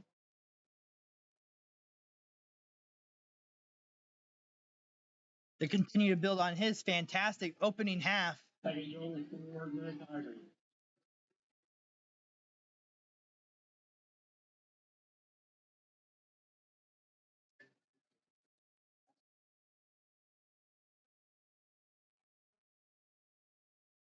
And the Tigers are gonna see how far they can melt the clock down.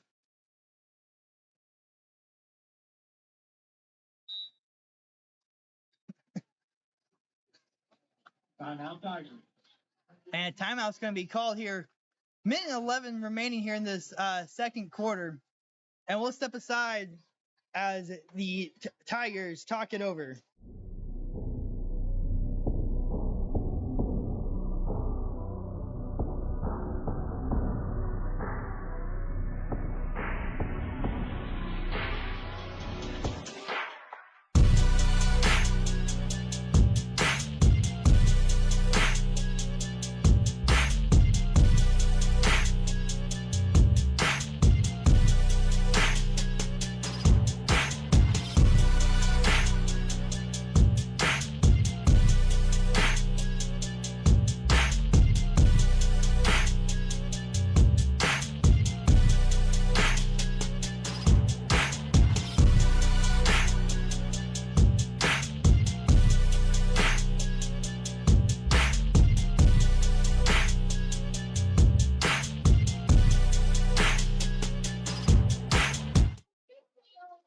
What an opening half we have had here.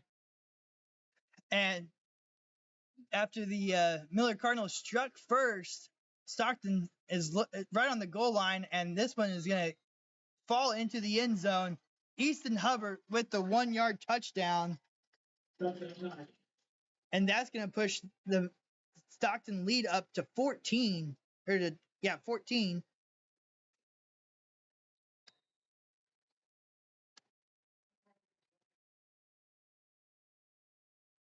And just a tough defensive possession, or just a couple of defensive possessions there for Miller here. They had an opportunity to go up, or to get a fumble, hit the pitch man on an option play. Ball comes flying up, lands back in the running back's hands. Miller ends up getting a interception there. However, they're so far backed up, they're not able to really operate.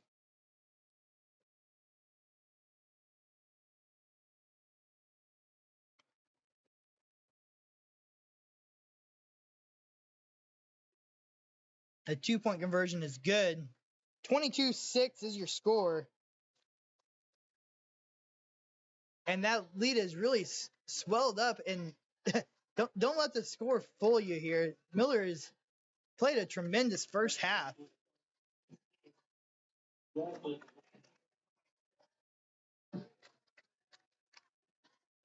Then following the following the Jared Lung interception, third down play, they ruled it an interception. It looked like Lung came down with a reception, went to the ground, and then ball was pulled away. They gave Stockton another onside kick is just rumbling around, and that's nearly the second onside kick that was recovered by the Tigers. Here's a few mistakes. Ball bounces the other way. Miller's still right here in this, but instead we got a 22-6 score with 1 minute and 8 seconds remaining.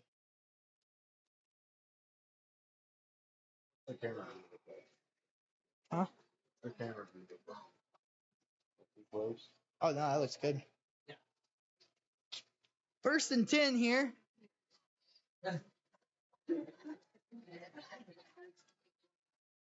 Ball can be Calvin, the ball carrier, gonna get it up to about the 22-yard line. No, sorry, the 32-yard line rather.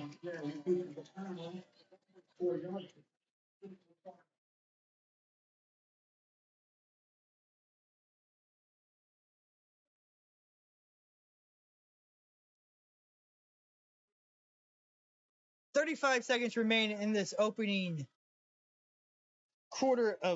opening half of play. And Dempster is going to run to the outside, and he's going to be brought down around the neck they're late, unable, he's going to get out of bounds, unable to get to the outside. We're going to have a 3rd and 6, or 3rd and 4.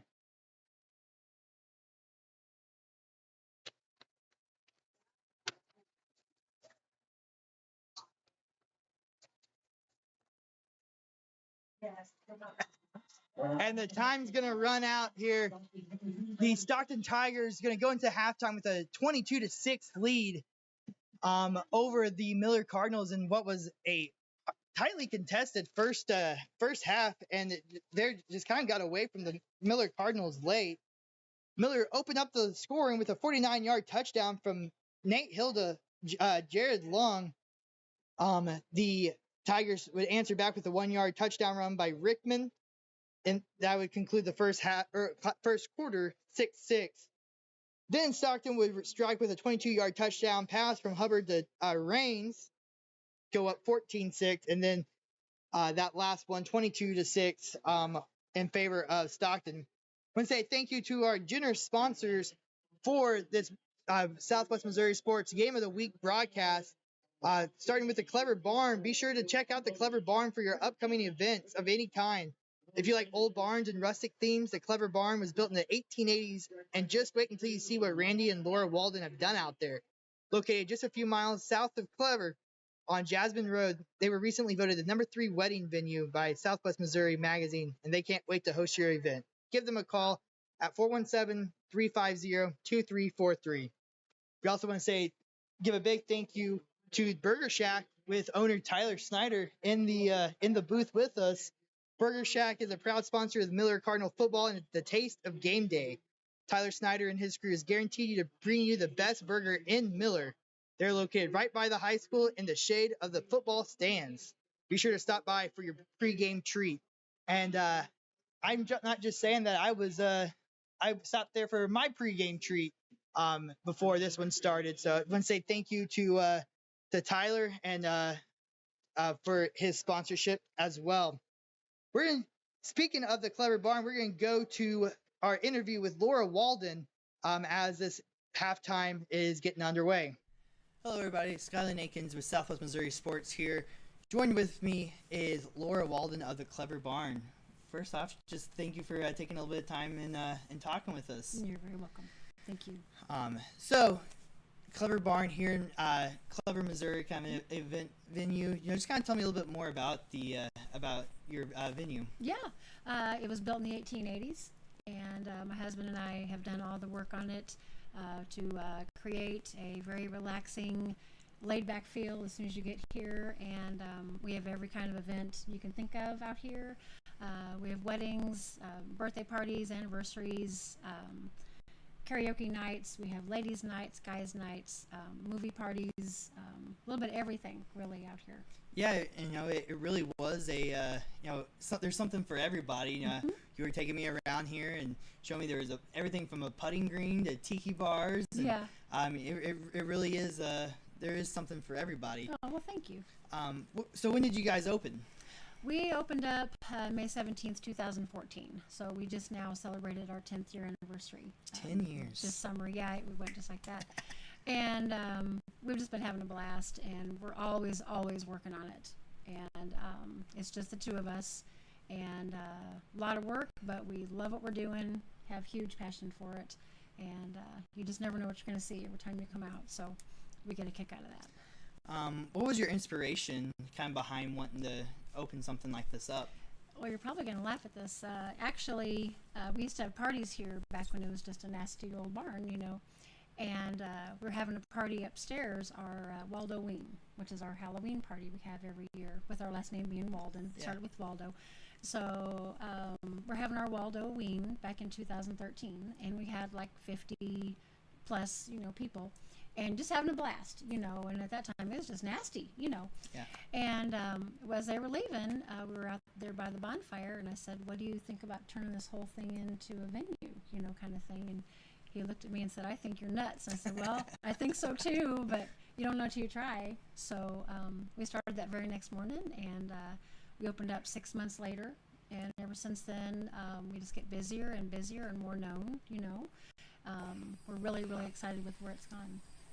Yeah, so, you kind of talked about, you host all kinds of events, parties, guys' nights, girls' nights, weddings. I think I've seen pictures on Facebook of, I don't know if there was, like, the Clever prom or not prom, but, like, there was, like, some event out here, I think a couple of years ago or something like that. But just kind of talk about what are some of your favorite events to put on. My favorite events.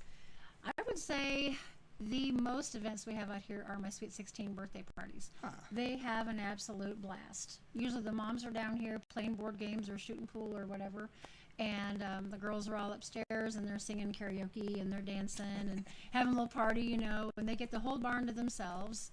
And that's something else too. They can either bring in everything, or I can take care of everything and have it all ready for them, when they arrive. So I try to be really accommodating, for, whatever they have in mind, Yeah, you've been telling me, there's always something going on down here. Roughly, how many events do you guys host, every year? Oh, Lord. I would have to say at least 100, probably. Wow.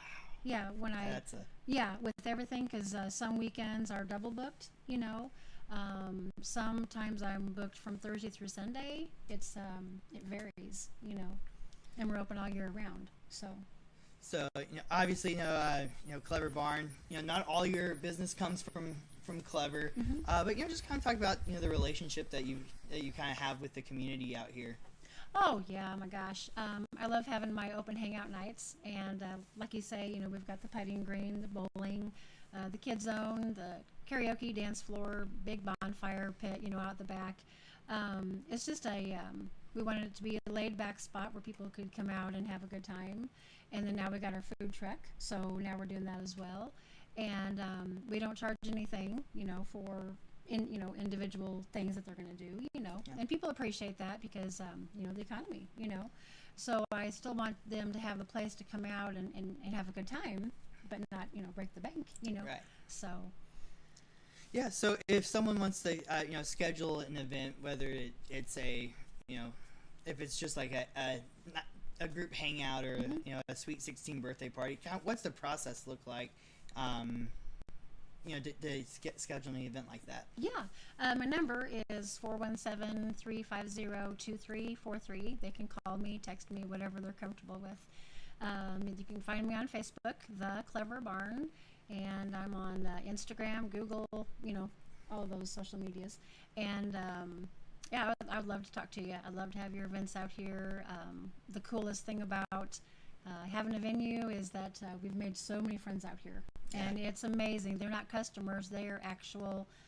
They're our friends, and we love that. We just really get a kick out of that, So someone just gives you a call and then kind of says what they're wanting to do, what kind of event they're wanting to do, and is there like different package plans that they can choose from? Or? Yeah. For my weddings, I can do the all-inclusive, or I can do all you. So the all-inclusive, I take care of everything for up to 50 people. That's their catering. That is, all of their paper products. That would be their officiant. That would be their fireworks send-off. What else? Everything we have, they would have access to it. I know I'm forgetting some things. I do apologize about that. But in essence, if they have something in mind, I'll make it happen for them. And if they have everything already, down what they want to do, they just bring everything in and I'll help them. I can run the bar for them, or I can take care of their food, or I can just be off to the side and be there when they need me, that kind of thing. Yeah, so having an event venue like this, I mean, I'm sure you've kind of seen a little bit of everything. I mean, just what's been a few of your favorite stories or memories that you've had hosting events? Memories out here. I'll tell you one. This is really, really cool. Talking about having relationships. You know. Okay, so I'm having my ladies' nights here one night, and I have like 5 or 6 ladies, over there at the bar with me, just chatting a little bit. And in walks a lady that I didn't know, so I walked over, shook her hand, thanked her for coming out, introduced myself. And she said, well, my name is Amber. I got married here about 2 years ago. And I'm like, oh, good Lord, I'm sorry. She goes, no, you meet a lot of people. I get it, And she goes, plus I looked a lot different then, and everything. She's now one of my absolute best friends. I mean, I kid you That's not. Cool. I love things like that, repeat business, but it's not just repeat business. It's I'm actually a part of their life. You know what I mean? I'm part of their memories that they're making out here in this really, really cool old barn that we breathed life back into. Yeah. It was ready to come down, and like I said, my husband said I was nuts. But I said, well, you don't know, till you try. So we keep trying, and just love it. Yeah, and I think you're kind of putting a unique opportunity, have your wedding out here. I know from my experience, that plot of land is always going to have an extremely special place in all these people's hearts. So so being able to kind of be being a person that kind of helps those memories being made, that's got to be a really rewarding role to play there as well. It's amazing. I meet people from all over, and it's just it's so cool. I can't say cool enough because I love what I do, and we have such huge passion for it, and we just try to keep it, authentic, because it is an old barn, and but we kept it original as we possibly could, you know what I mean? And I really feel that there's something for every age out here. Yeah. And that's kind of why we named it the Clever Barn, because we thought it was kind of clever that they could have anything out here, and we just get a big kick out of it, There's nothing like sharing memories with people. Yeah, well, I really appreciate your time. Is there just anything else that you want to leave everybody with, or? Really, I just want to thank everybody for accepting us, because we're out in the middle of nowhere, we're not in the middle of a big town with a big, marquee sign and lights and everything, we're kind of out in the boonies a little bit. I think that adds to a lot. Adds to it. It really does. People tell me all the time that this is a sweet getaway. And at nighttime, you got to see it at nighttime sometime. Even if you just drive by when we're having an event, it's like the circus has come to town. You know what I mean? Because there's just lights everywhere, and everybody's having a great time, and it's just so fun. Well, I know you gave your contact information once. I just want to give it out one more time, Yeah. just for everybody. Yeah. 417-350-2343 is my phone number. I would love to chat with you if you want to, or you can just message my my business page if you want. Awesome. Thank you, Laura. You're Really appreciate you welcome. sitting down with us. Absolutely. Thank you.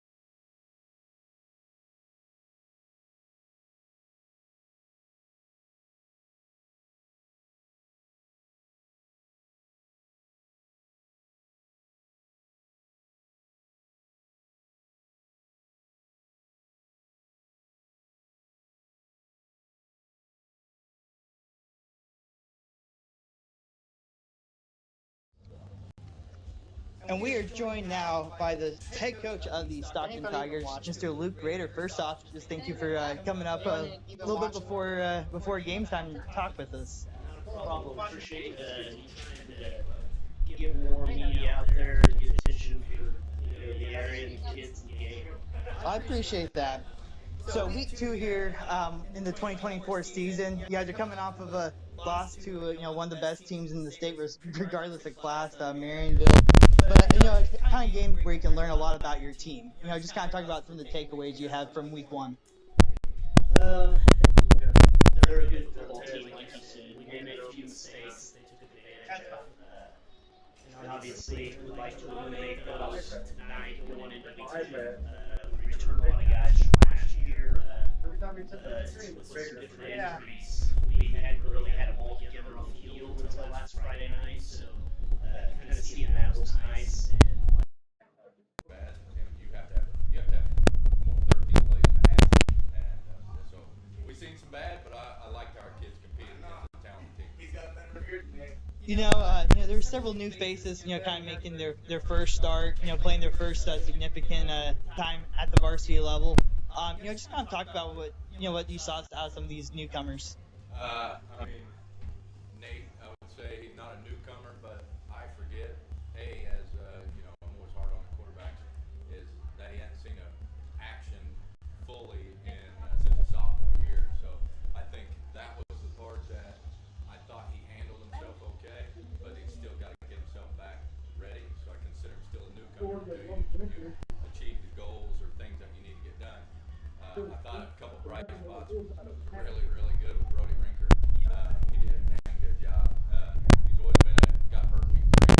He's always been a lineman, and we tried to explore his abilities as a tight end and actually moved into linebacker just because of a couple of goals that were there. And he did a really good job. Actually, was our defensive player of the week. But I would say Colt Brown did a good job for really. I mean, you've got one kid that started varsity at the varsity linebacker spot with Colton or Kate Calvin, and then you filled it with Colt Brown. And against a team that did that, I thought those two kids did a really good job, and I'm real proud of them and hope to see them build. Yeah, actually, Brody was kind of the subject of my next question. Max Preps had him at 13 tackles. I mean, a fantastic week 1 showing. But Clever was kind of a unique to kind of what you guys are going to see throughout the year. Lined up in 5 wide a whole lot. Just just kind of what kind of challenges did that possess, especially when you really hadn't seen this out of a Clever team before. Yeah, no, they went. We kind of in our scouting, we thought, okay, this kid's not going to come to Clever to hand the ball off or just sit there and watch. And so, we thought they're going to spread it and try to get us in uncomfortable positions, and they did at times. There's no doubt about it. But it was tricky putting linebackers in that your first time against that line, and then if you manned up and things like that. But another aspect was the running quarterback. I won't say he's a runner. He was just a game manager with his legs. You said that, and I'm like, that was tough because we weren't ready for that aspect of it. But it was good down the line because we're getting ready to see a good quarterback that can run the football. Yeah, so moving into tonight, you got Stockton in here, coming off a loss to Marionville. Like I was talking with Coach Rader, one of the best teams in the state. Just kind of what have you seen out of Stockton, this last week, in preparation? They got good size, they've always had good size, even back in the heyday of the 90s and 80s. But they still have that Stockton size. Good kids, good strong kids, and they got their, I would say, good strong kids, but they're just not. And so it's kind of the Coach Rader philosophy, mentality. I can eat tonight. It's going to be a hard-nosed battle, and I think the one that can Listen, there's 3 things And finally, everyone's ultimate goal is to go 1-0. Every single. Welcome back to Miller, Missouri, where we are getting ready to kick off the second half. Thank you, Laura and Tim Walden, for their support. it was great to get to go talk with them out at the Clever Barn. I mean, just a gorgeous, gorgeous, gorgeous venue for everything that you need in your for your event. I mean, they got a putting green for crying out loud. I mean, such a cool area out there. Cool rustic barn built in the 1880s, has some historic value to it. So thank you, Laura Walden, for that, and thank you to the Burger Shack, the taste of Miller football. And with that being said, we are ready to go with the second half, as the short kick is going to be down at the 35-yard line. Why is it so dark? Huh?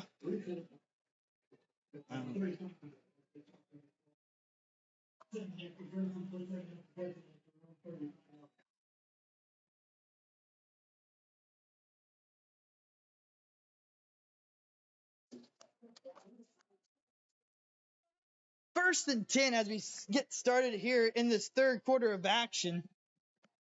And ball is going to be ran by Rickman, and a couple broken tackles, and he's off to the races. And he has no one in front of him. And a big run by Rickman to open the second half.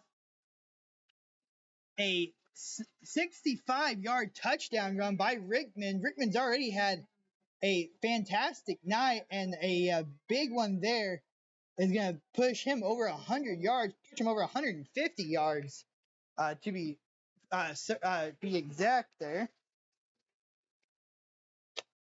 And it doesn't take long for the Stockton Tigers to strike here in the second half. 28-6.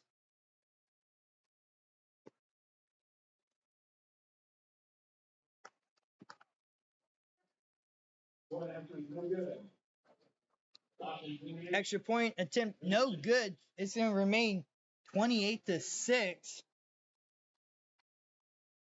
And you know what? At this point, obviously you can look back to a few plays, and this would be a completely different ball game, especially there at the end of the second quarter. But now you just got to go out and be ready to do, just get better every play. Work on some stuff moving forward. Next week you got a team from Kansas coming to town.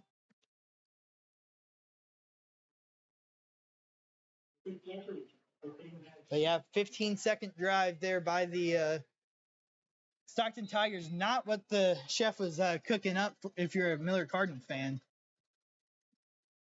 And a little squib kick here is going to be corralled by Matson. Matson's going to make a cut, go back upfield, has some room, and brought down about the 44-yard line. Good return there by the sophomore, Jalen Matson, who I have to personally apologize to. He made a tremendous couple of catches in last week's game in Clever. I gave all the credit to Blake Walters whenever it was Matson on the far side, making a couple of 71 yards worth of catches in a couple plays. So, and found that out not long after, and it's going to be there's going to be a penalty on the return.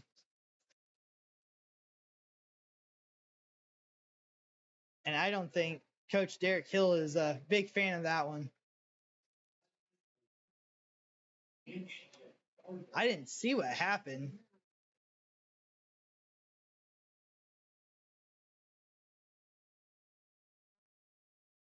I have to catch up on my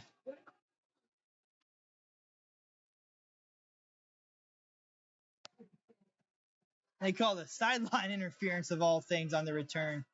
Walters with the carry. He's going to cut back up on the jet sweep.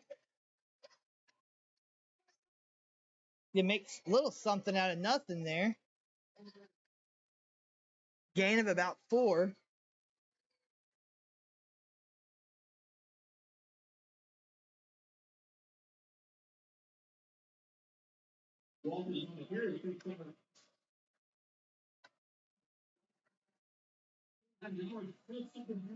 Sideline warning during the kick return. I figured that'd just be a spot penalty, but instead we're back at 2nd and 18.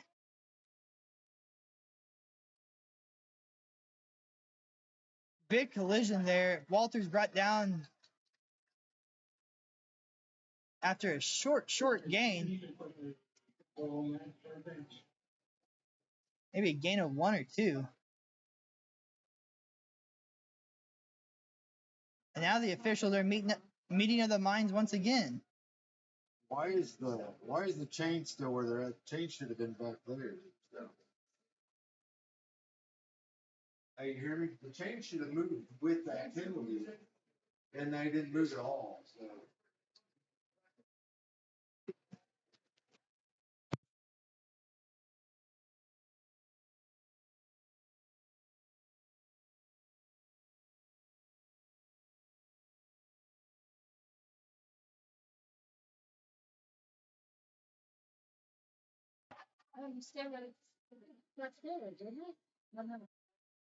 Not quite sure what's I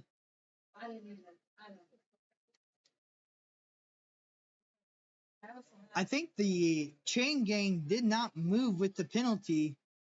So right now it looks like it's a 3rd and a country mile, but I don't think they moved back with the penalty on the kick return.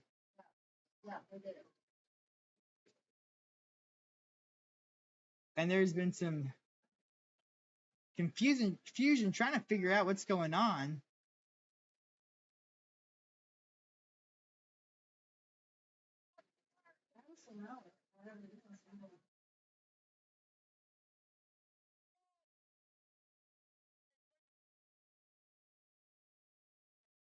And what I don't understand, how does the line judge on the other side not realize that? Or say something? Because that's kind of a big mistake. I'm usually one that tries to, as a someone who umpired high school baseball for 5-6 years, I try to be as lenient towards officiating as possible. 3rd down and 2 is what it should be.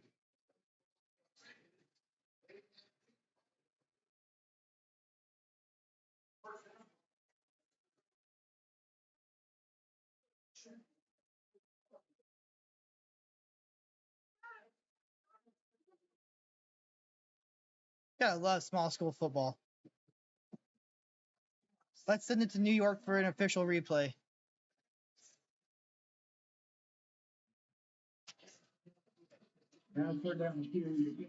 And after all that, we've decided it's going to be a 3rd down and 2.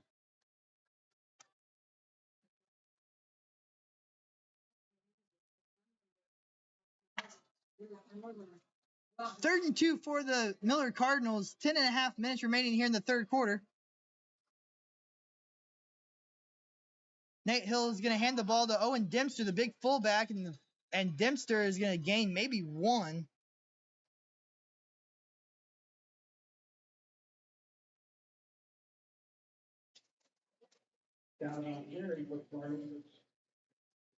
Slide this over.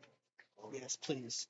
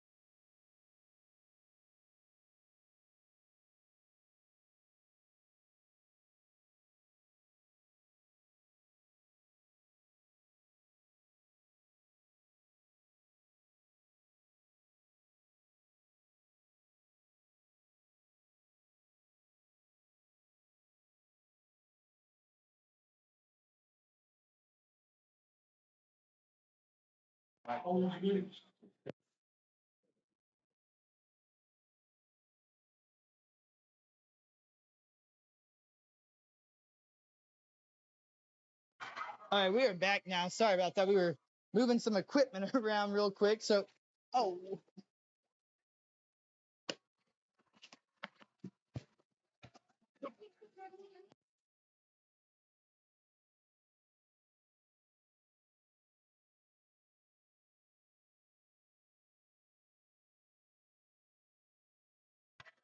And Nate Hill with the screen pass can get blown up behind the line of scrimmage. Bring up 4th down.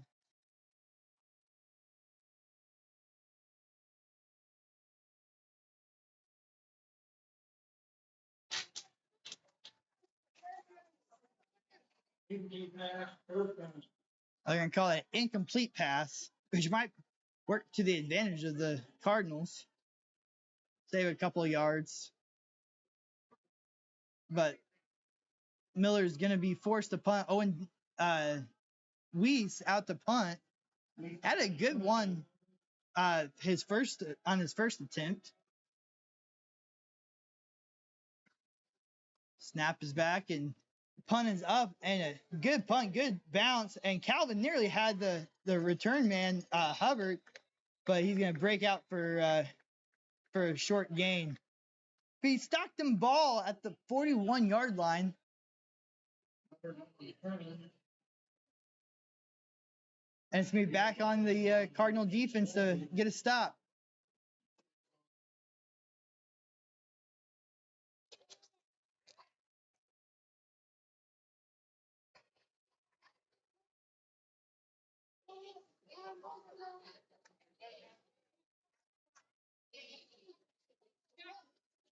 And this game was tied 6-6 after one quarter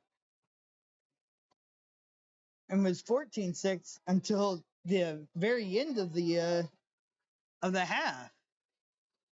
But now 28-6 is the score, and we got more whistles. Timeout called by Stockton.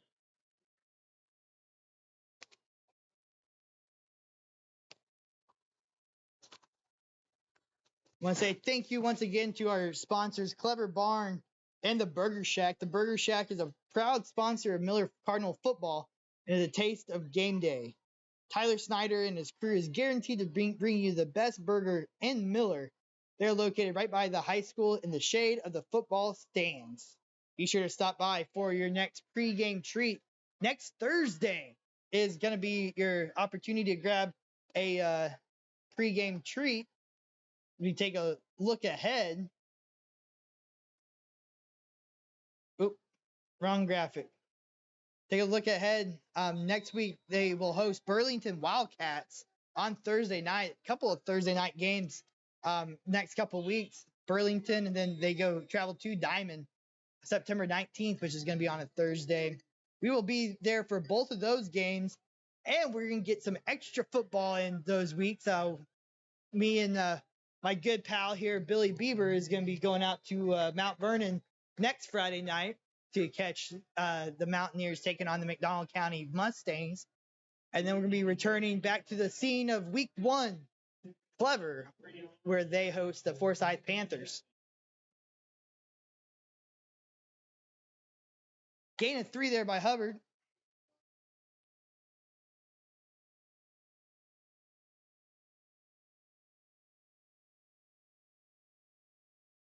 Second and 7. Hubbard's going to drop back and pass.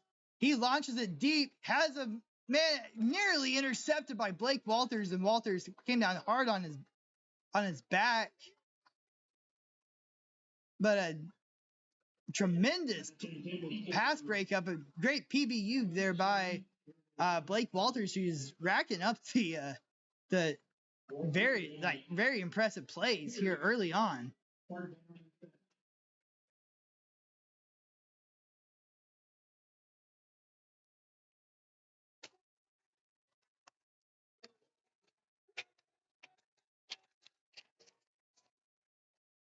Hubbard's going to hand it off. This time it's Rickman. Rickman up the middle, and he is still stumbling, bumbling, almost just short of the 30-yard line. That's going to be a gain of about 21, I believe.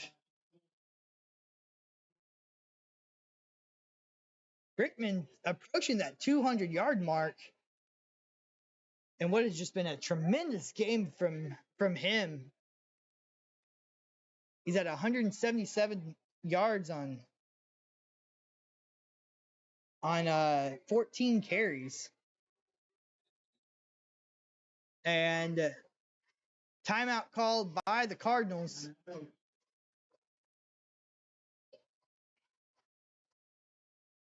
While they talk it over, we'll continue looking at what's next for the Miller Cardinals. After those 2 Thursday night games, they will host Ash Grove and Sircoxie in back-to-back weeks before closing out the season at Skyline, at Pier City, and a couple of very winnable games, and before closing off the season with the number 1 team in the state, Marionville.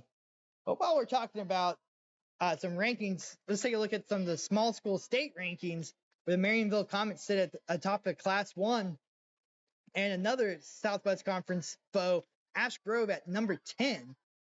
In Class 2, you got a couple local teams in Fair Grove and Ava sitting at number 3 and number 7. Class 3, you got a couple of Big 8 teams, including 2 that are playing right now as we speak. Number 2, Seneca, and number 5, Mount Vernon.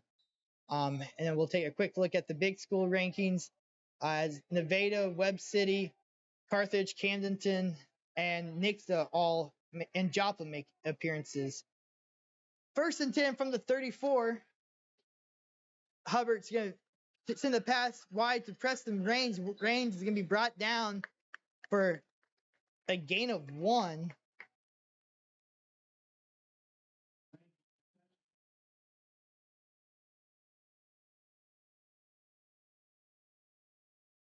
Raines already caught 1 touchdown, a very impressive looking touchdown.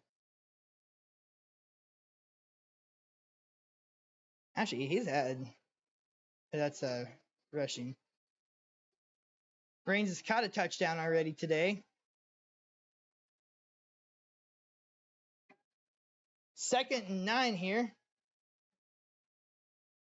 And ball handed off to Rickman. Rickman's going to run right through. Looks like it was Calvin.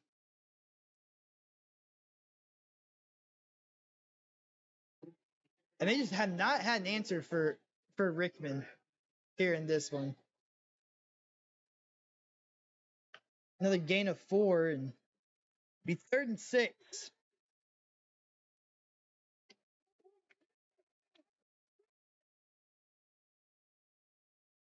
This one going back to Rickman. He's going to make the first guy miss and the second, and he is going to the house. A 30-yard tutty from Jack Rickman.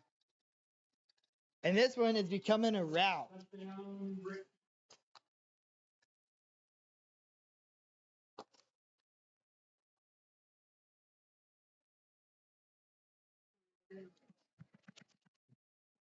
Mine too.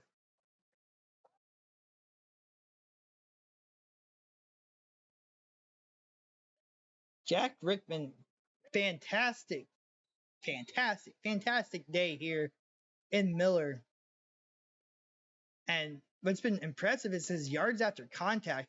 Like, he's been hit several times, behind the line of scrimmage, but keeps his feet churning and just keeps on pounding the ball. And why not give it back to him? And he's gonna fall just short. Looks like he slipped and fell at the line of scrimmage, and is gonna be held out of the end zone. But it is 34-6 here. Miller offense looking to get back rolling after a explosive first drive that resulted in a 49-yard touchdown to Jared Long. It has been all Stockton Tigers ever since. Now, these Stockton Tigers, let me tell you, they were actually my pick to win the conference. Yes, I know Marionville is in the conference as well, but they actually played week 1 in a game that kind of surprised me, if I'm being completely honest. A 36-14 win by Marionville in a game where Stockton was, it's a 6-point game going in, midway through the fourth quarter, and then just a couple of interceptions, a couple fumbles, kind of turned it into a blowout there late. But I'm telling you, this Stockton team is going to win more than their fair share of games here. They got the size and athleticism, and oh my god, and Rickman has been extremely impressive, throughout this game. And I mean, there's still some time left that he could already add to his impressive day. That includes over 200 yards rushing and 2 tutties. Miller's gonna get the ball back with 6 minutes and 32 seconds, 6 minutes 33 seconds here in the third quarter. Thank you guys for tuning in once again. Week 2 of our Southwest Missouri Sports Game of the Week. As we are following around the Southwest Conference, and a big run by Owen Dempster, who breaks a tackle, and he is up across midfield, up to the 35-yard line. A gain of 30. Big, strong run there by the fullback. Made the first guy miss, and then just kept his legs churning, and he was in business. Dempster, one of their leading returners yardage-wise, between him and Calvin. And looks like they're going to run the option play, and Nate Hill's going to carry it, and takes a hard hit. I heard the thunk of the helmets collide up here. That's going to be about a 12-yard gain for Nate Hill. We've had a relatively quiet game here tonight.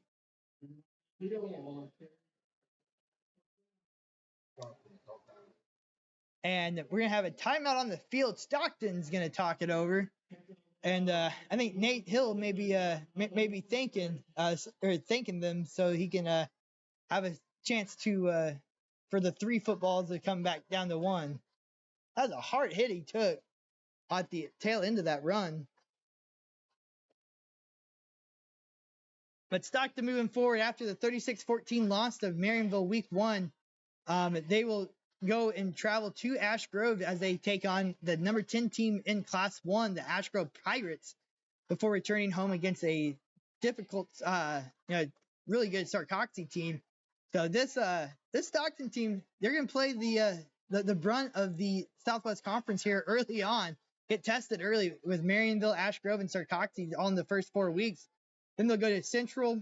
They'll travel up to Creighton, Missouri for take on the Sherwood Marksmen before finishing up with Diamond, Skyline, and Pierce City.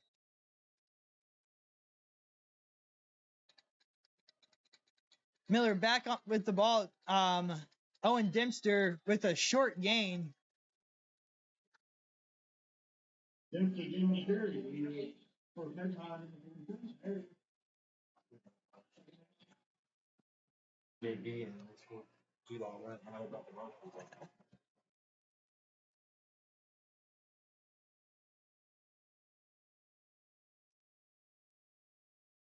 After a couple of explosive plays by the Miller offense, the Stockton Tigers decide to bring their varsity back in, and Hill's going to take the option and go the other way, and he is going to be brought down, gain of about 4.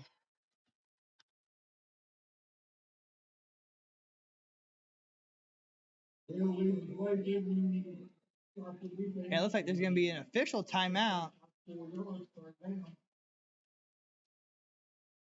I heard some disgruntled Miller fans wanting a flag thrown. I'm not sure. I don't think there was necessarily anything that warranted, but the refs are going to bring both teams in to have a nice talk about sportsmanship. The only ship that doesn't sink is sportsmanship. Or friendship, whichever one.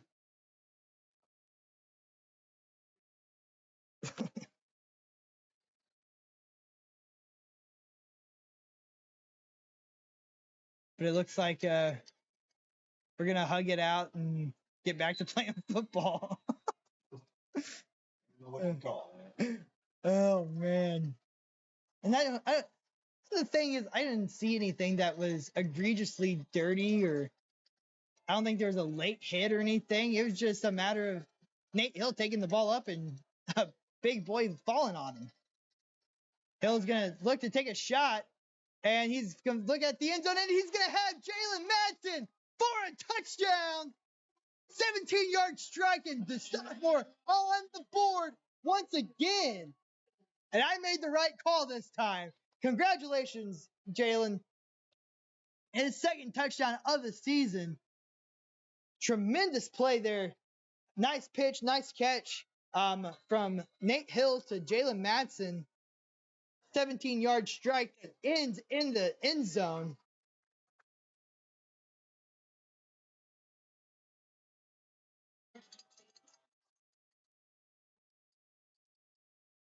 Hill scrambled out and was looked and found him, and Hill's with 2-point conversion is going to throw it over the head of Jared Long. Had him wide open, but the pressure got to him and was unable to make the completion. But the Cardinals on 34-12 is your score after the 17-yard touchdown reception from Nate Hill to Jalen Madsen.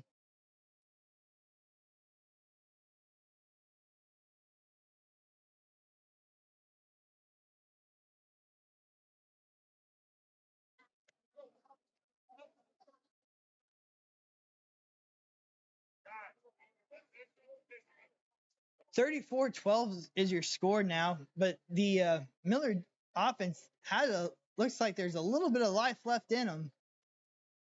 4 minutes and 47 seconds remaining here in the third quarter.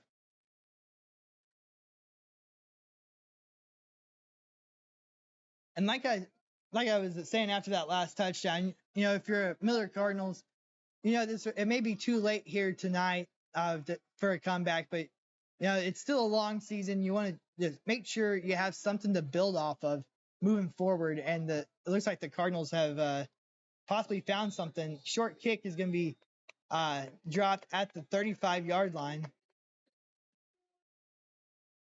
And the Stockton Tigers come back out.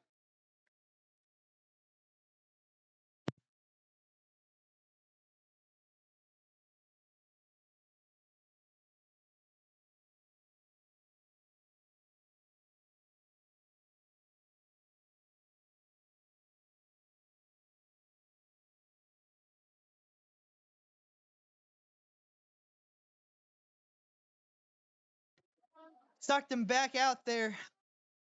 And Rickman once again breaks through the line of scrimmage.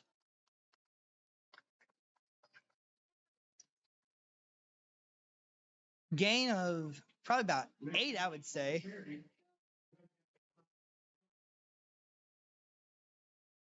They're going to call it 7 yards. 218 yards on the ground by my very unofficial count. We'll get some final stats probably come tomorrow. I know that doesn't help you guys here, but Reeser with the ball, you can go to the outside. Reeser had a fantastic day a week ago, but he's going to be brought down by 34. I believe that's Brody Rinker. Colton Brown, rather. But a flag is down.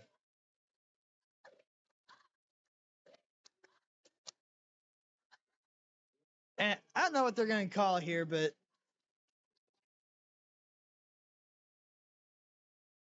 it's going to be a hold on Stockton. I know Jared Long had a worried look in his eye, thinking that it was going to be a tackle around the neck, and I think that would have got not been well received from some of these Miller fans after there's been more than a few high tackles, we'll put it that way. But Stockton is, like I was saying earlier in my preview article that I put out before the season started, I had actually anticipated Stockton winning the conference. So this is definitely a very, very good squad. And they're coming out and showing it. You got some tremendous size. Houston Hubbard's going to find a guy out in the flat. That's going to be Preston Rains. Rains got caught around the leg. I didn't see who it was that had him around the leg, but was trying to shake him off.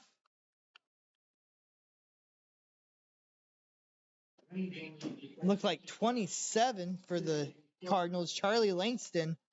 I should have known it was Charlie Langston. He's been everywhere. The freshman has.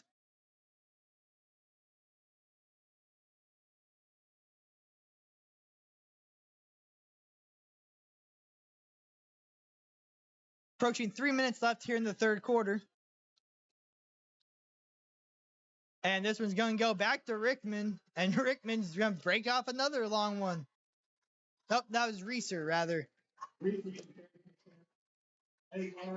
Pick up 8 yards, enough for a Stockton Tiger first down.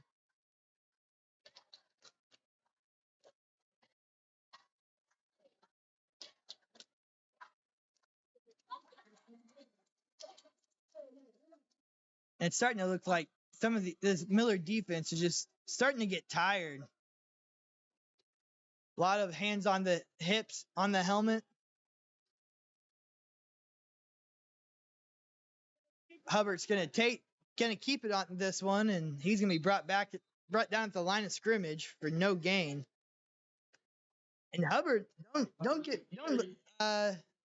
lot of the attention's been on Rickman's big night, but Hubbard's approaching 75 yards. And we have a Tiger down. That's Cale Rader, the 6'1", 280-pound lineman. And while he's getting tended to, let's take a look at what's going on around the area let's just take a look at what's going on in the conference. If I can find the right one. Stockton here, obviously, against Miller. Ash Grove taking on the El Dorado Springs Bulldogs. Forsyth Panthers traveling to Marionville. Marionville had an 8-0 lead going into halftime. Hollister is hosting Sir Coxey. Diamond travels to Pierce City, and Buffalo is traveling to Urbana to take on the Skyline Tigers. Take a look at some of the scores. East Newton leads Lamar, number 1 Lamar, at the halftime break, 18-12. Marionville led Forsyth 8-0. Nixa 41-21 over Webb City in another ranked matchup. Seneca holds a brief 14-7 lead over Mount Vernon. Fairgrove leads Central 7-1 early on. Carthage leads Ozark 21-0. Ava 14-0 over at Rogersville. Nevada up 21-0 over Aurora. And Lebanon leads Joplin 14-0.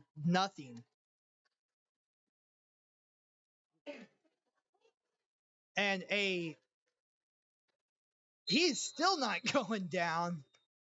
Maybe all for naught. There's some laundry out on the field. I think it's going to be a hold. But another strong run by Reeser. Ash Grove led El Dorado Springs 14-6 at halftime.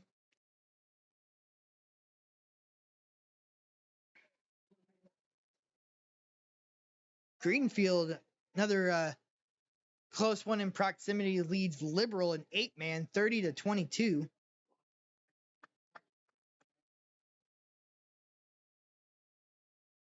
Stratford up on Monette 49-14. I was really curious to see how that one was going to go with the new Ben Mock era at Monette.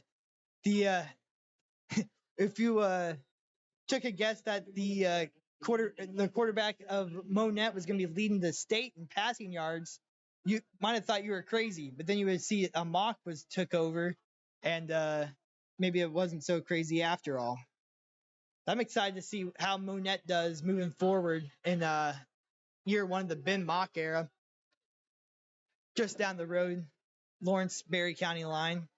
Easton Hubbard looking for something. He's going to take it up the middle, and he's going to be met by Colton Brown, and it's going to be a thanks for coming, but I'm going to step over you. And that actually wasn't Colton Brown. That was Trenton Pierce. And Hubbard just kind of lowered the boom. Gain of 20. And now he's starting to approach 100 yards rushing. And we are approaching the fourth quarter of play. Less than a minute here remains in the third quarter. 34-12 is your score. I'm going to say thank you to everyone joining in, spending your Friday night here with us. Pass out to the flat to Preston Raines. Preston Raines is going to take this one, and he's going to be forced out of bounds after a gain of about 18 or 17 yards.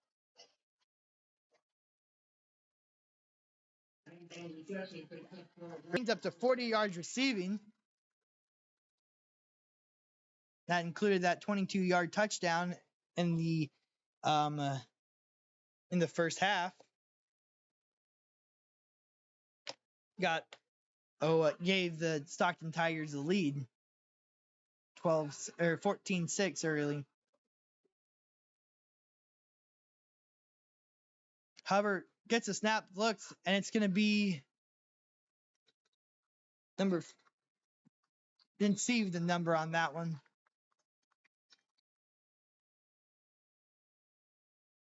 But it's going to be another gain of about 13.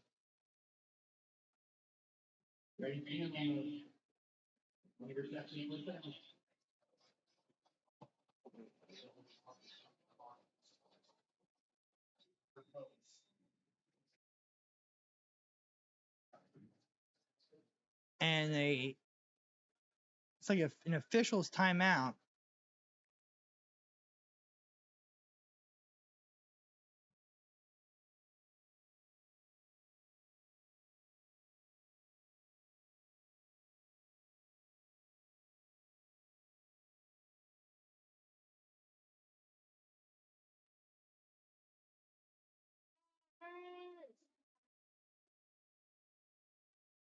Take a look at what the Southwest Conference has to offer next week. Yeah, we already talked about that. Let's see what our game of the weeks are going to look like. That's this week.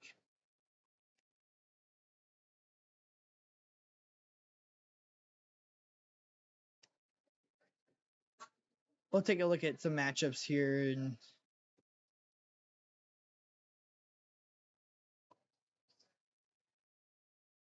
I think we're just going to let the third quarter expire here.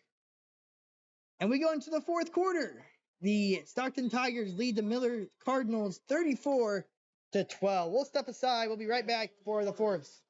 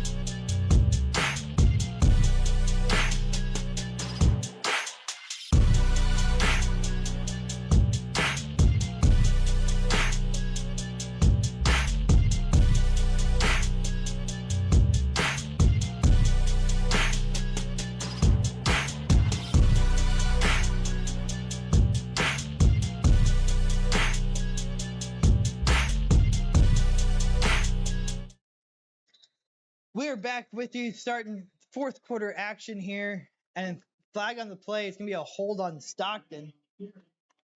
That's going to erase a big play.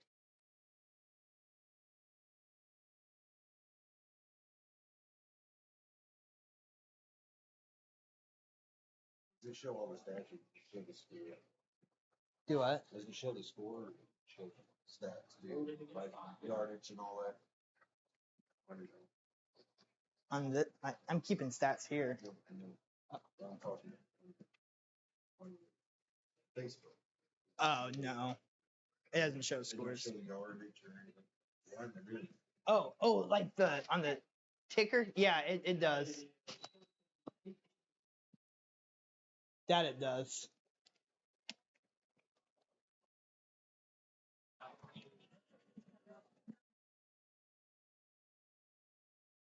First and 18 here. Hubbard's going to throw the ball into the flat. That's going to be number 47, Quade Ayers.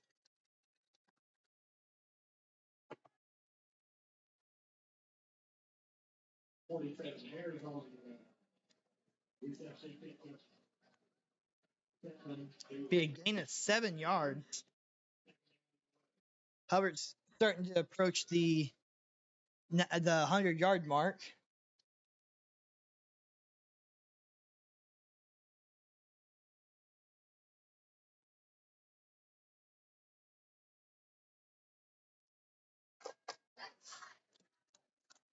And the second down carry.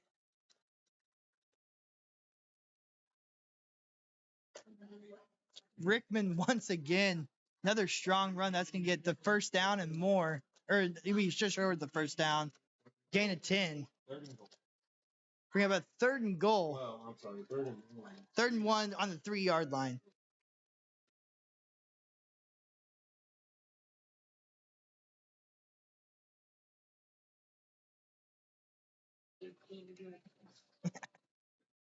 That's such a great night, actually. And ball going to go back to Rickman.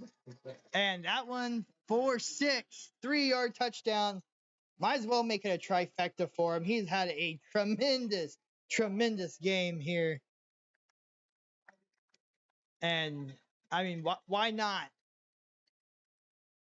40-12 is your score here.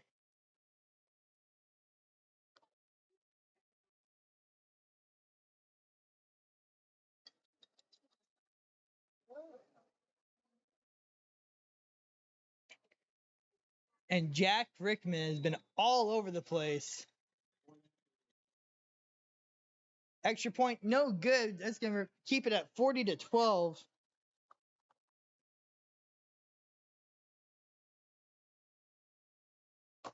And we're about to just salt this one away here.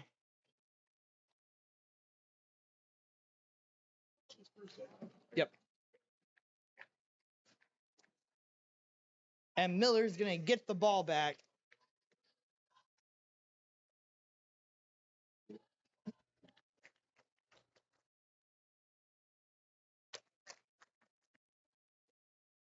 Miller looking to make one more good offensive possession before we call it a night here. They scored last time out a 17-yard touchdown pass to Jalen Matson.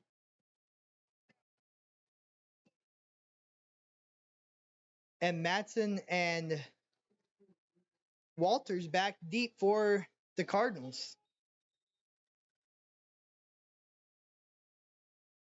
The Stockton kick is up, and it's going to be a squibber, and it's going to go to Matson. Matson's going to try and make a play, and he's going to make a guy miss. He's still going across midfield, across to the 45-yard line. Another tremendous.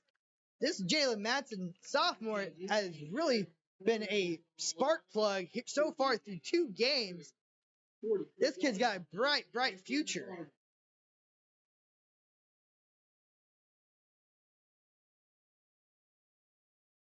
10:21 remaining here in the fourth quarter.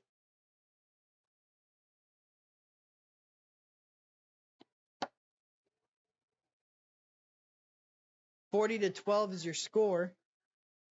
We're going to be joined in the booth after this game by Coach Luke Rader from Stockton, and Owen Dempster is going to make a nice run here up to about the 8-yard line. Jack Rickman and Coach Luke Rader will be joining us for our post-game show. So stick around.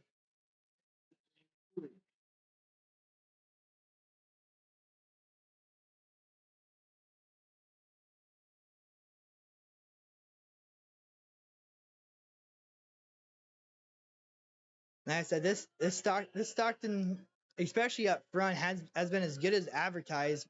Miller's just not been able to really get a whole lot of room to breathe as Dempster with another carry. Go up, call it a gain of 6. Be a first down for the Miller Cardinals.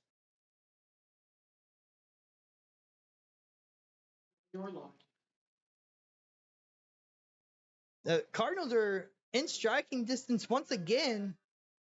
40-12 is your score on the 27-yard line. And plays blown dead, and Dempster wished this one was not blown dead. He had wide open spaces to the end zone. But it looks like it's going to be against the Miller Cardinals. Yeah, false start.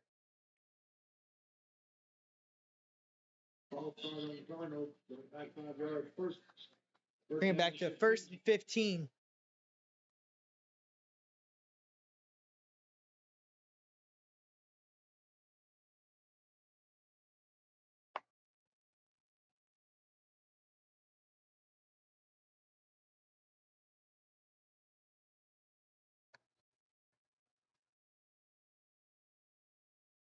First and 15, 9 minutes remaining here in this one. Play clock running down. Hill's looking downfield, can't find anything, and is just going to throw this one way across the middle. Dangerous pass there. There is nobody in the vicinity.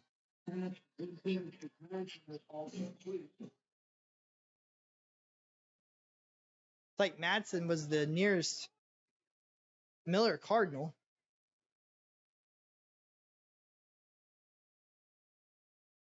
Second and 15.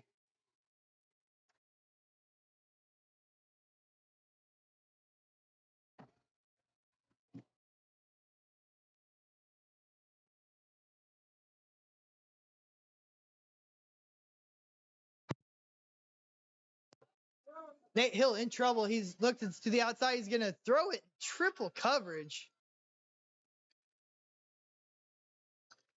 Looks like Walters was the intended receiver, but there was no shot that one was getting through. Bring up third and 15.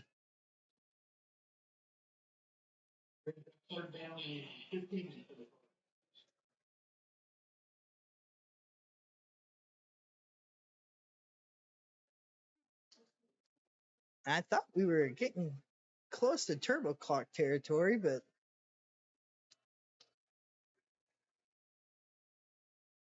it's been 3 years since I called the game. I guess it must be 40 points.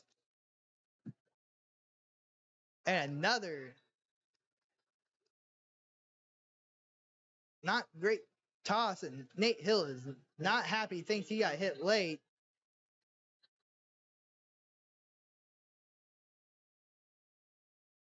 Derek Hill not thrilled about it either. But fourth and 15. Coach Hill's thinking, what do they got to lose?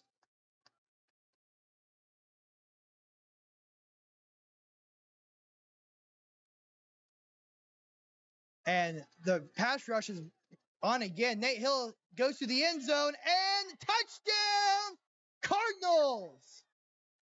Owen Weiss gets behind the defense. Once again, finds that toe drag, and he's going to score, put the Cardinals on the board here late. And Coach Rader is livid. He is at midfield, and there's a scrum.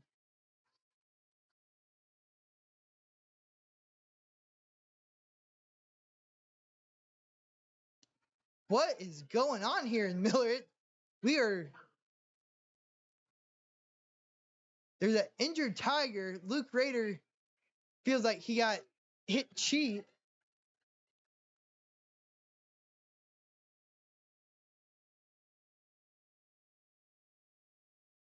And it has become bedlam here in Miller.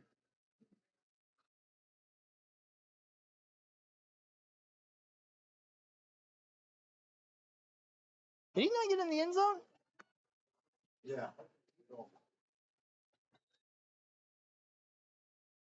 Stockton coach Luke Rader was at midfield, letting the lead umpire hear it. How long was that? 33? And Hill is running for his life once again, and flag on the play, incomplete, and being pushed pushed from behind late.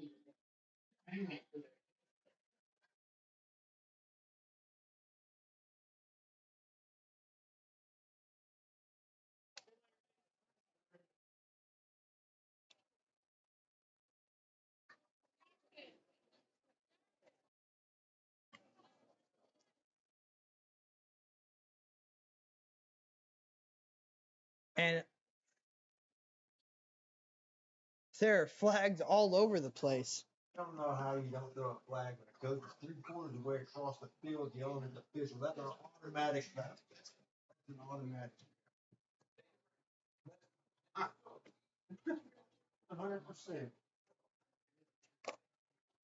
100%. That should have been a flag right off the bat, man.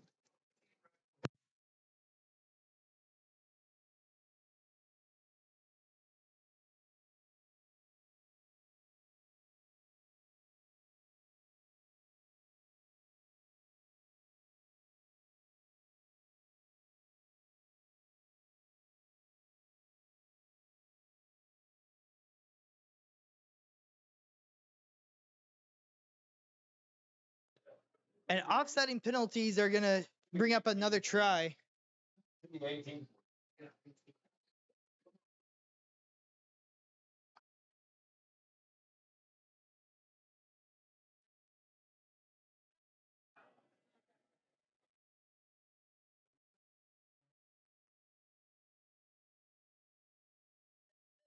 And looks like Calvin's going to find pay dirt, and he's going to be in for 2 points.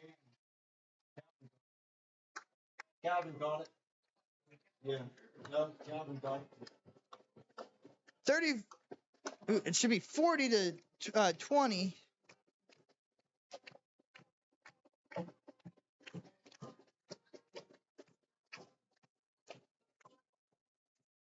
(40-20) here, 8:19 remaining, and it has been it's a 20-point game now, but man, we have seen just about everything here, especially in the final in the last about 24 minutes of game action. We have seen just about everything from long touchdowns to long sustained drives to near brawl.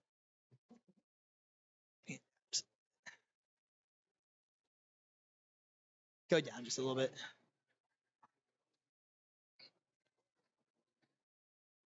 But 40-20 is your score here. And I mean, Coach Rader, 3/4 of the way across the field. And I didn't see what happened, but he had a guy hobbling off. I don't know. I didn't see what happened there.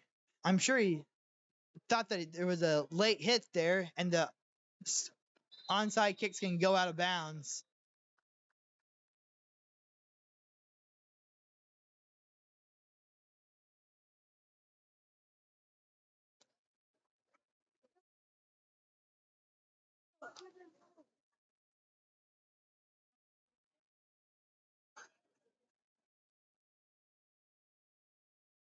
Stockton's going to take over here. And it looks like it's going to be majority JV guys in, especially across that line. There's still a few starters left out there. First and 10 from the 35, 8:19 remaining here in this one. 40-20 is your score. And the Tigers going to hand it off. This one's Reeser. Reeser's going to be brought down behind the line. Loss of 2.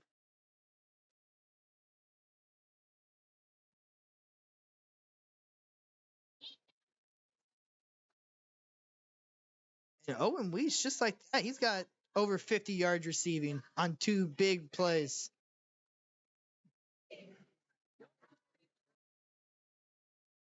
But now back over to Stockton.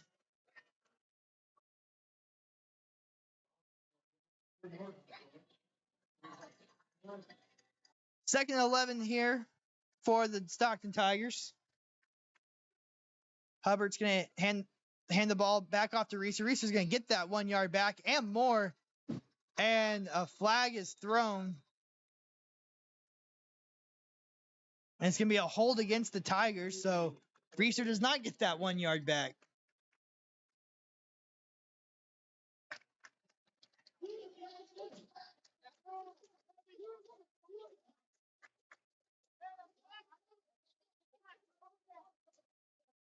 Much to the ire of the Stockton coaching staff that's up here in the booth.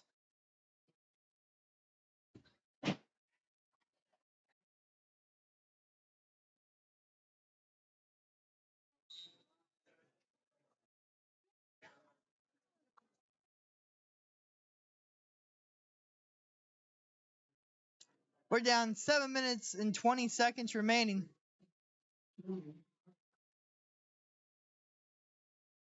Be sure to stick around with us on the post-game show. Coach Luke Rader is going to come join us along with Jack Rickman. And Reeser's going to carry the ball once again, getting to the outside. This time he got that yard back on a 2nd and 21. Be a gain of 9 for Reeser.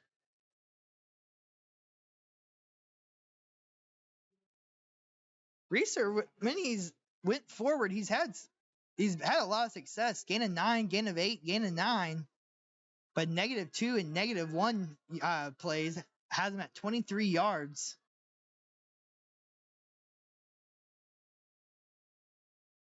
Under 6.5 minutes left to play.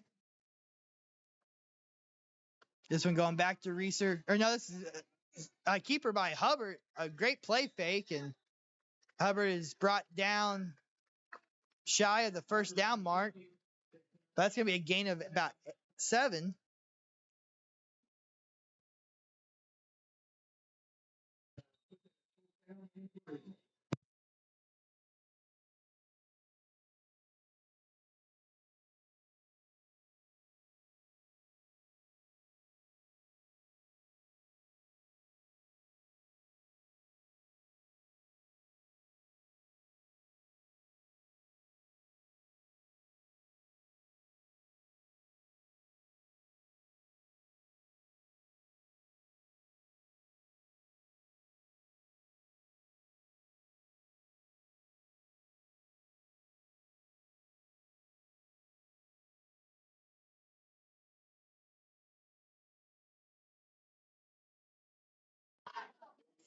Remaining here in this one. We'll step aside as this final timeout is going to roll away.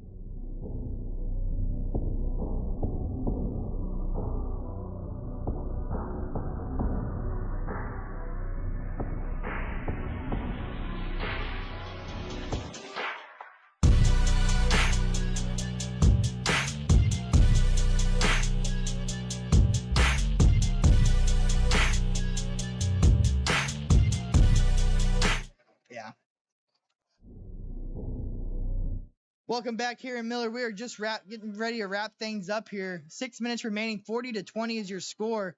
And Reeser is running like a man possessed here at the end on a 4th and 2, and he's going to pick up about 8.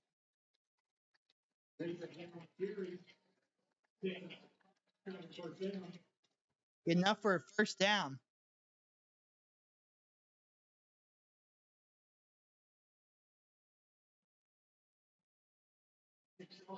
And you know, for the Miller Cardinals, they really got to be careful here because you know, it's not going to get easier for the next couple of weeks against Burlington, Kansas, and then road trip to Diamond. Diamond playing Ash Grove tight last week, and then you have Sarcoxy. So you know, the next 3-4 games are going to be challenging. Gonna be Reeser once again, gain of 4. It looked like 5 yards.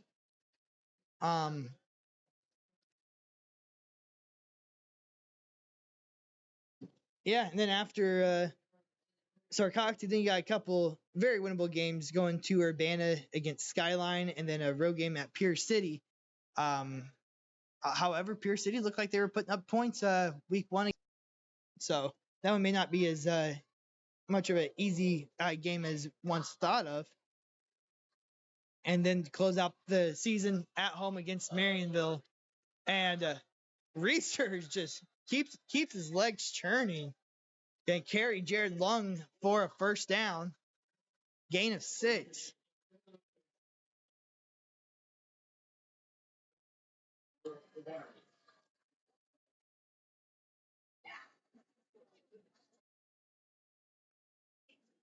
Down, approaching 4.5 minutes left to play. And we want to go back to the end of that first half. You had a 6-6 ball game before there's a couple balls just bounced the wrong direction, and as Reeser's going to take this one, it's going to be a house call from 34 yards out, and that's going to be a touchdown for the Tigers. 34 yards on that one.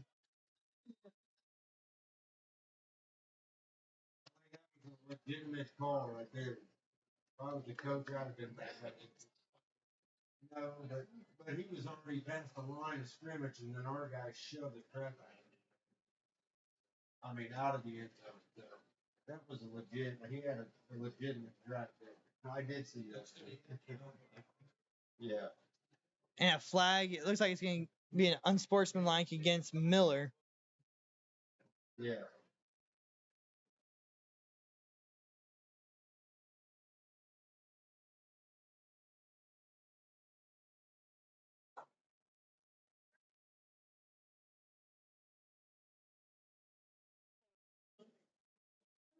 I'm not sure who they called it on.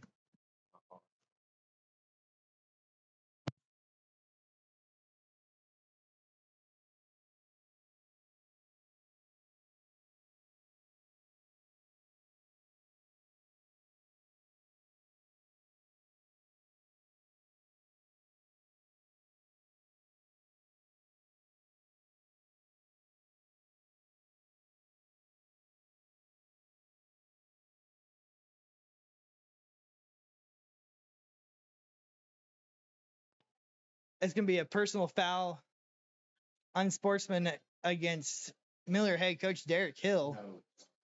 Who? Oh, it's going to be against Stockton rather. Be assessed on the kickoff. Be assessed on the kickoff.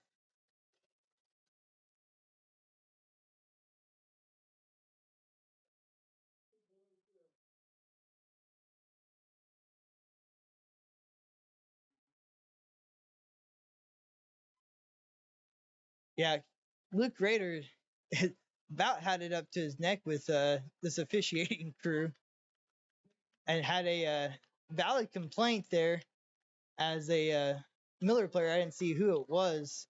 Gave a nice little unfriendly shove after the play, right in front of the official.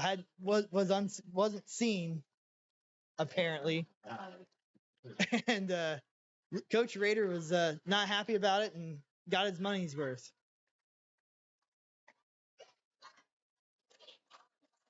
.405 remaining here. 48-20 is your score.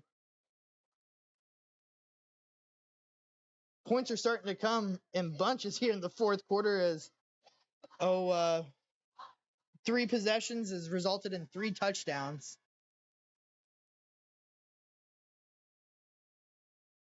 Stick with us after the game concludes. We're going to talk with Coach Luke Rader and Jack Rickman. Say if he doesn't set the press box on fire first.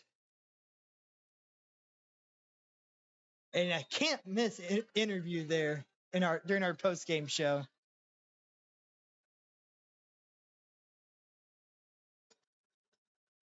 Careful, Ralph. Don't fall. Onside kick there by Stockton is going to be recovered and be brought down. It was Jack Shearer on the recovery, senior.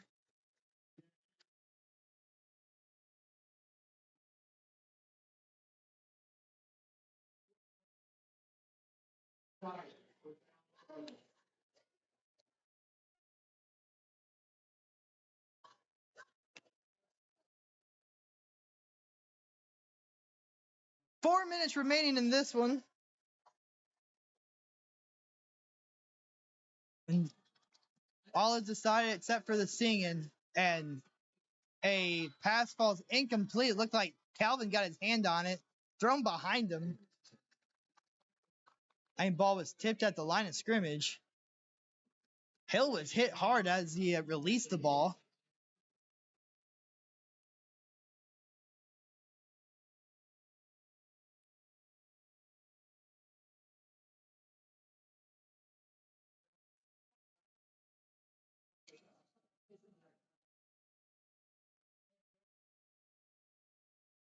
Second and 10 from the 47-yard line.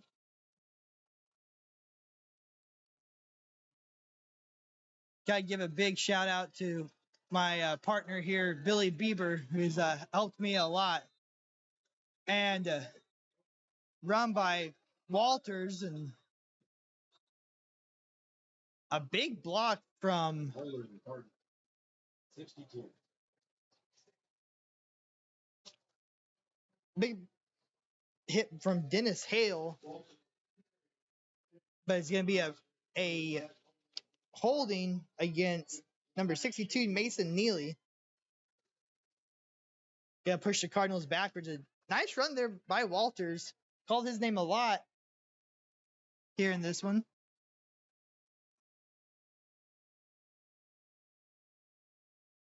.345 remaining here in this one.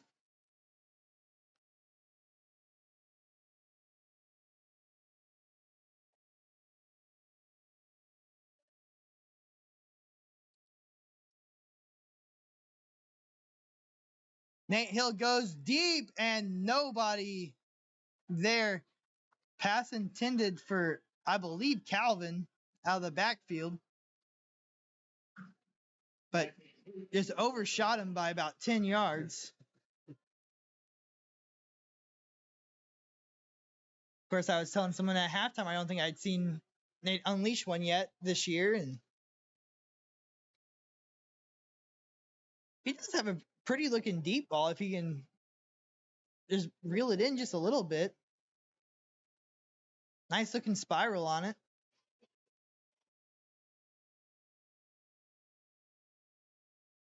Third and 10 from the 37-yard line.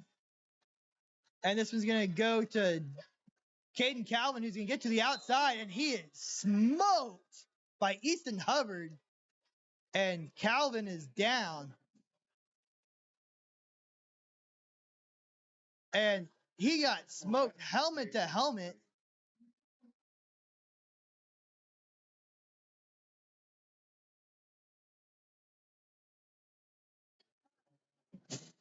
And Calvin down on the sideline. Dangerous hit there. Oh, that's.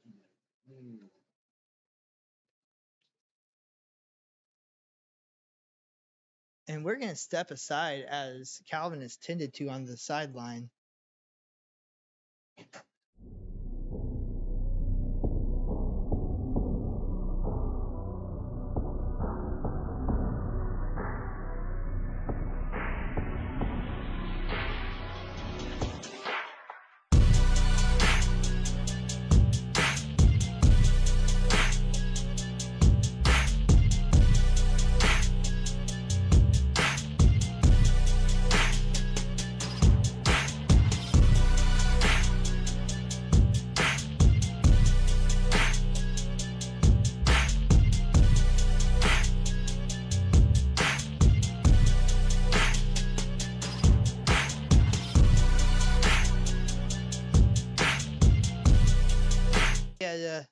Some internet issues. We were down to 1 minute remaining, and it looks like this one's just gonna be kneeled out.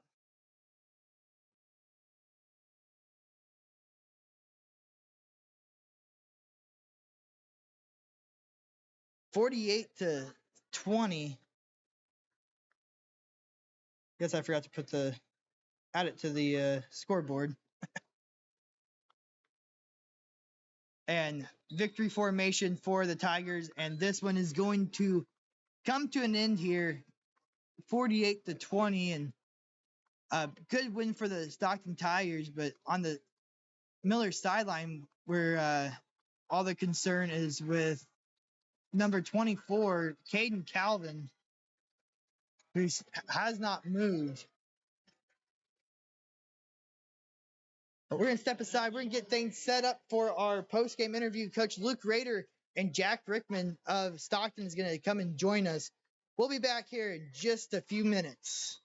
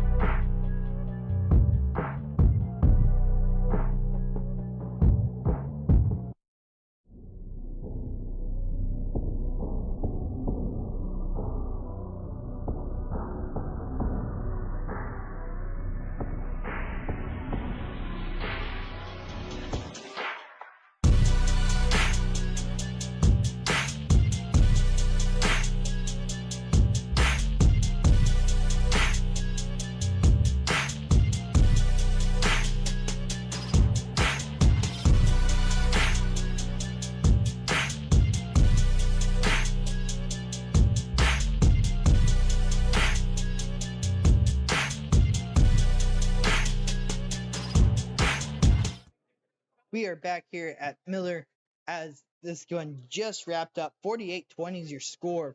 And, I mean, a really convincing win there by the Stockton Tigers, led on the ground, 400 rushing yards, including 229 and 3 touchdowns by Jack Rickman, who will be up here very shortly. And just a tremendous showing. We talked coming into this game about the size of the offensive line of the Stockton Tigers, and and they proved that was going to be a game plan. They ran the read option, and they kind of had their way with with the with the hometown Cardinals. But we are the Coach Raider is finishing up on the other side, and we will be back here shortly, and we'll wrap things up, and we'll talk to Coach Raider.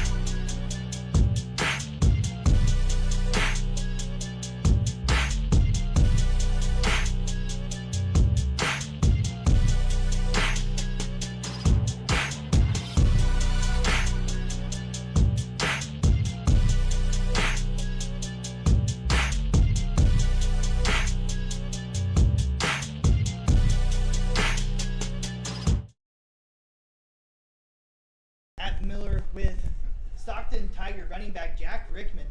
First off, what a tremendous game that you had. Thank you.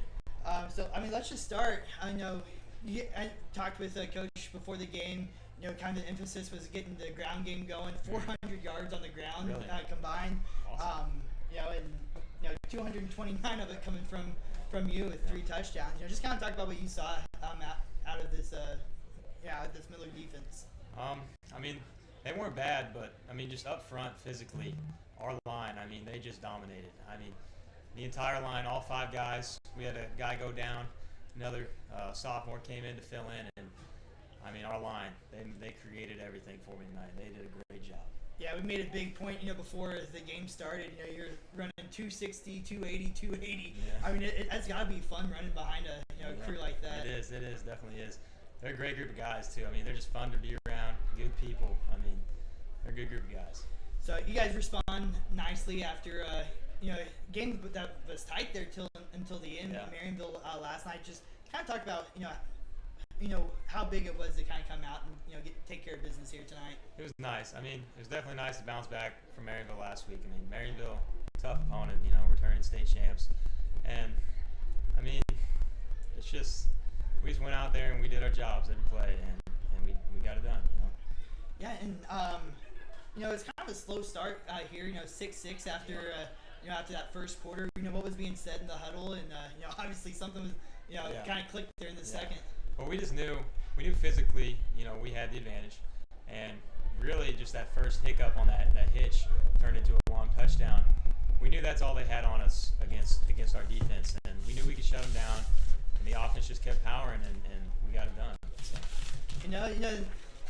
I feel like your guys' schedule is a little front-loaded. Next week, I believe you go to Ashgrove, or you play Ashgrove. With another top 10 team, in Sarcoxy after that. 8-2. Just this with how brutal this front stretch of the season is. How is that going to prepare you moving forward? It's going to prepare us for districts. Hopefully we can come out of it with hopefully we can win out the rest of the season, honestly. And if we do that, and we just keep doing our jobs, hopefully we can get good seeding in districts and be ready to play some good district football. So. Well, Jack, congratulations, Southwest Missouri Sports Player of the Game. Thank you. Tremendous day on the ground. Go celebrate with the guys and be ready for Ash Grove. Howdy. Well, thanks for having me. Appreciate it. We'll be right back with Coach Rader here once he finds his way on over here.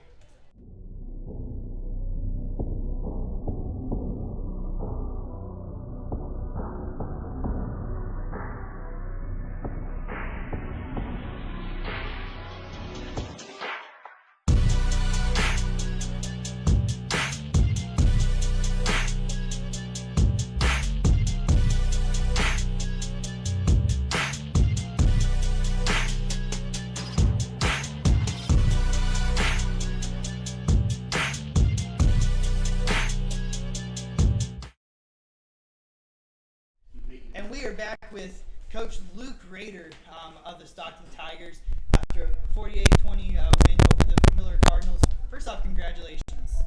Thank you. It's always good to get a win, and it was, the score ended up, we kind of pulled away. Didn't really reflect how close the game was and how hard fought it was. So. Yeah, 6-6 after that first quarter. Miller came out and hit the long bomb, on that first possession. And what was being said in the huddles, especially, they're approaching halftime. It was, I believe, an 8-point game. Yeah. So first off, that first touchdown, I told our kids at halftime, that's on me. The Hill kid at quarterback is really good, and I was kind of playing with fire and brought an outside linebacker, and we missed one tackle, and the kid's going. We knew they had good athletes, and he's a great quarterback, and like I said, I played with fire a little bit and got burnt, and after I thought our kids responded well and made some plays to kind of bail me out of that. Well, Coach, we talked, before the game, the key was going to be getting your ground game running, and my very unofficial stat keeping up here, 400 rushing yards as a team, including 229 from Jack. Just kind of talk about how crucial it was getting that run game rolling. Yeah, that's been a big focus for us in the off season. I did not feel like we ran the ball as well as we should have a year ago, and consistency of that. We would have some big plays here and there, but I felt like we needed to be better in our run game, and I think those guys have really taken that on. Our offensive line has really taken that on as an identity. Obviously, Jack is a great runner. We got a couple other guys back there that are also great runners. Jack's been kind of dealing with an injury, so last week he was a little limited, and this week he was able to kind of get in full swing a little bit more. Yeah, I know you brought up last week, obviously a game that was closer than what the final score showed against the reigning state champion. Come out here, bounce back nicely. Just kind of what does that say about your squad and moving forward? I was happy to see that. Obviously, any coach would be glad to see their kids show that resiliency and grit. And I talk to them a lot about sports or life, and so having that ability as you go out into life is a big deal. And I think we have a large group of older kids. Most of our starters are juniors and seniors, and that always helps with that. Awesome. Well, thank you very much, Coach, for coming up here. We'll step aside one final time before we wrap things up here from Miller.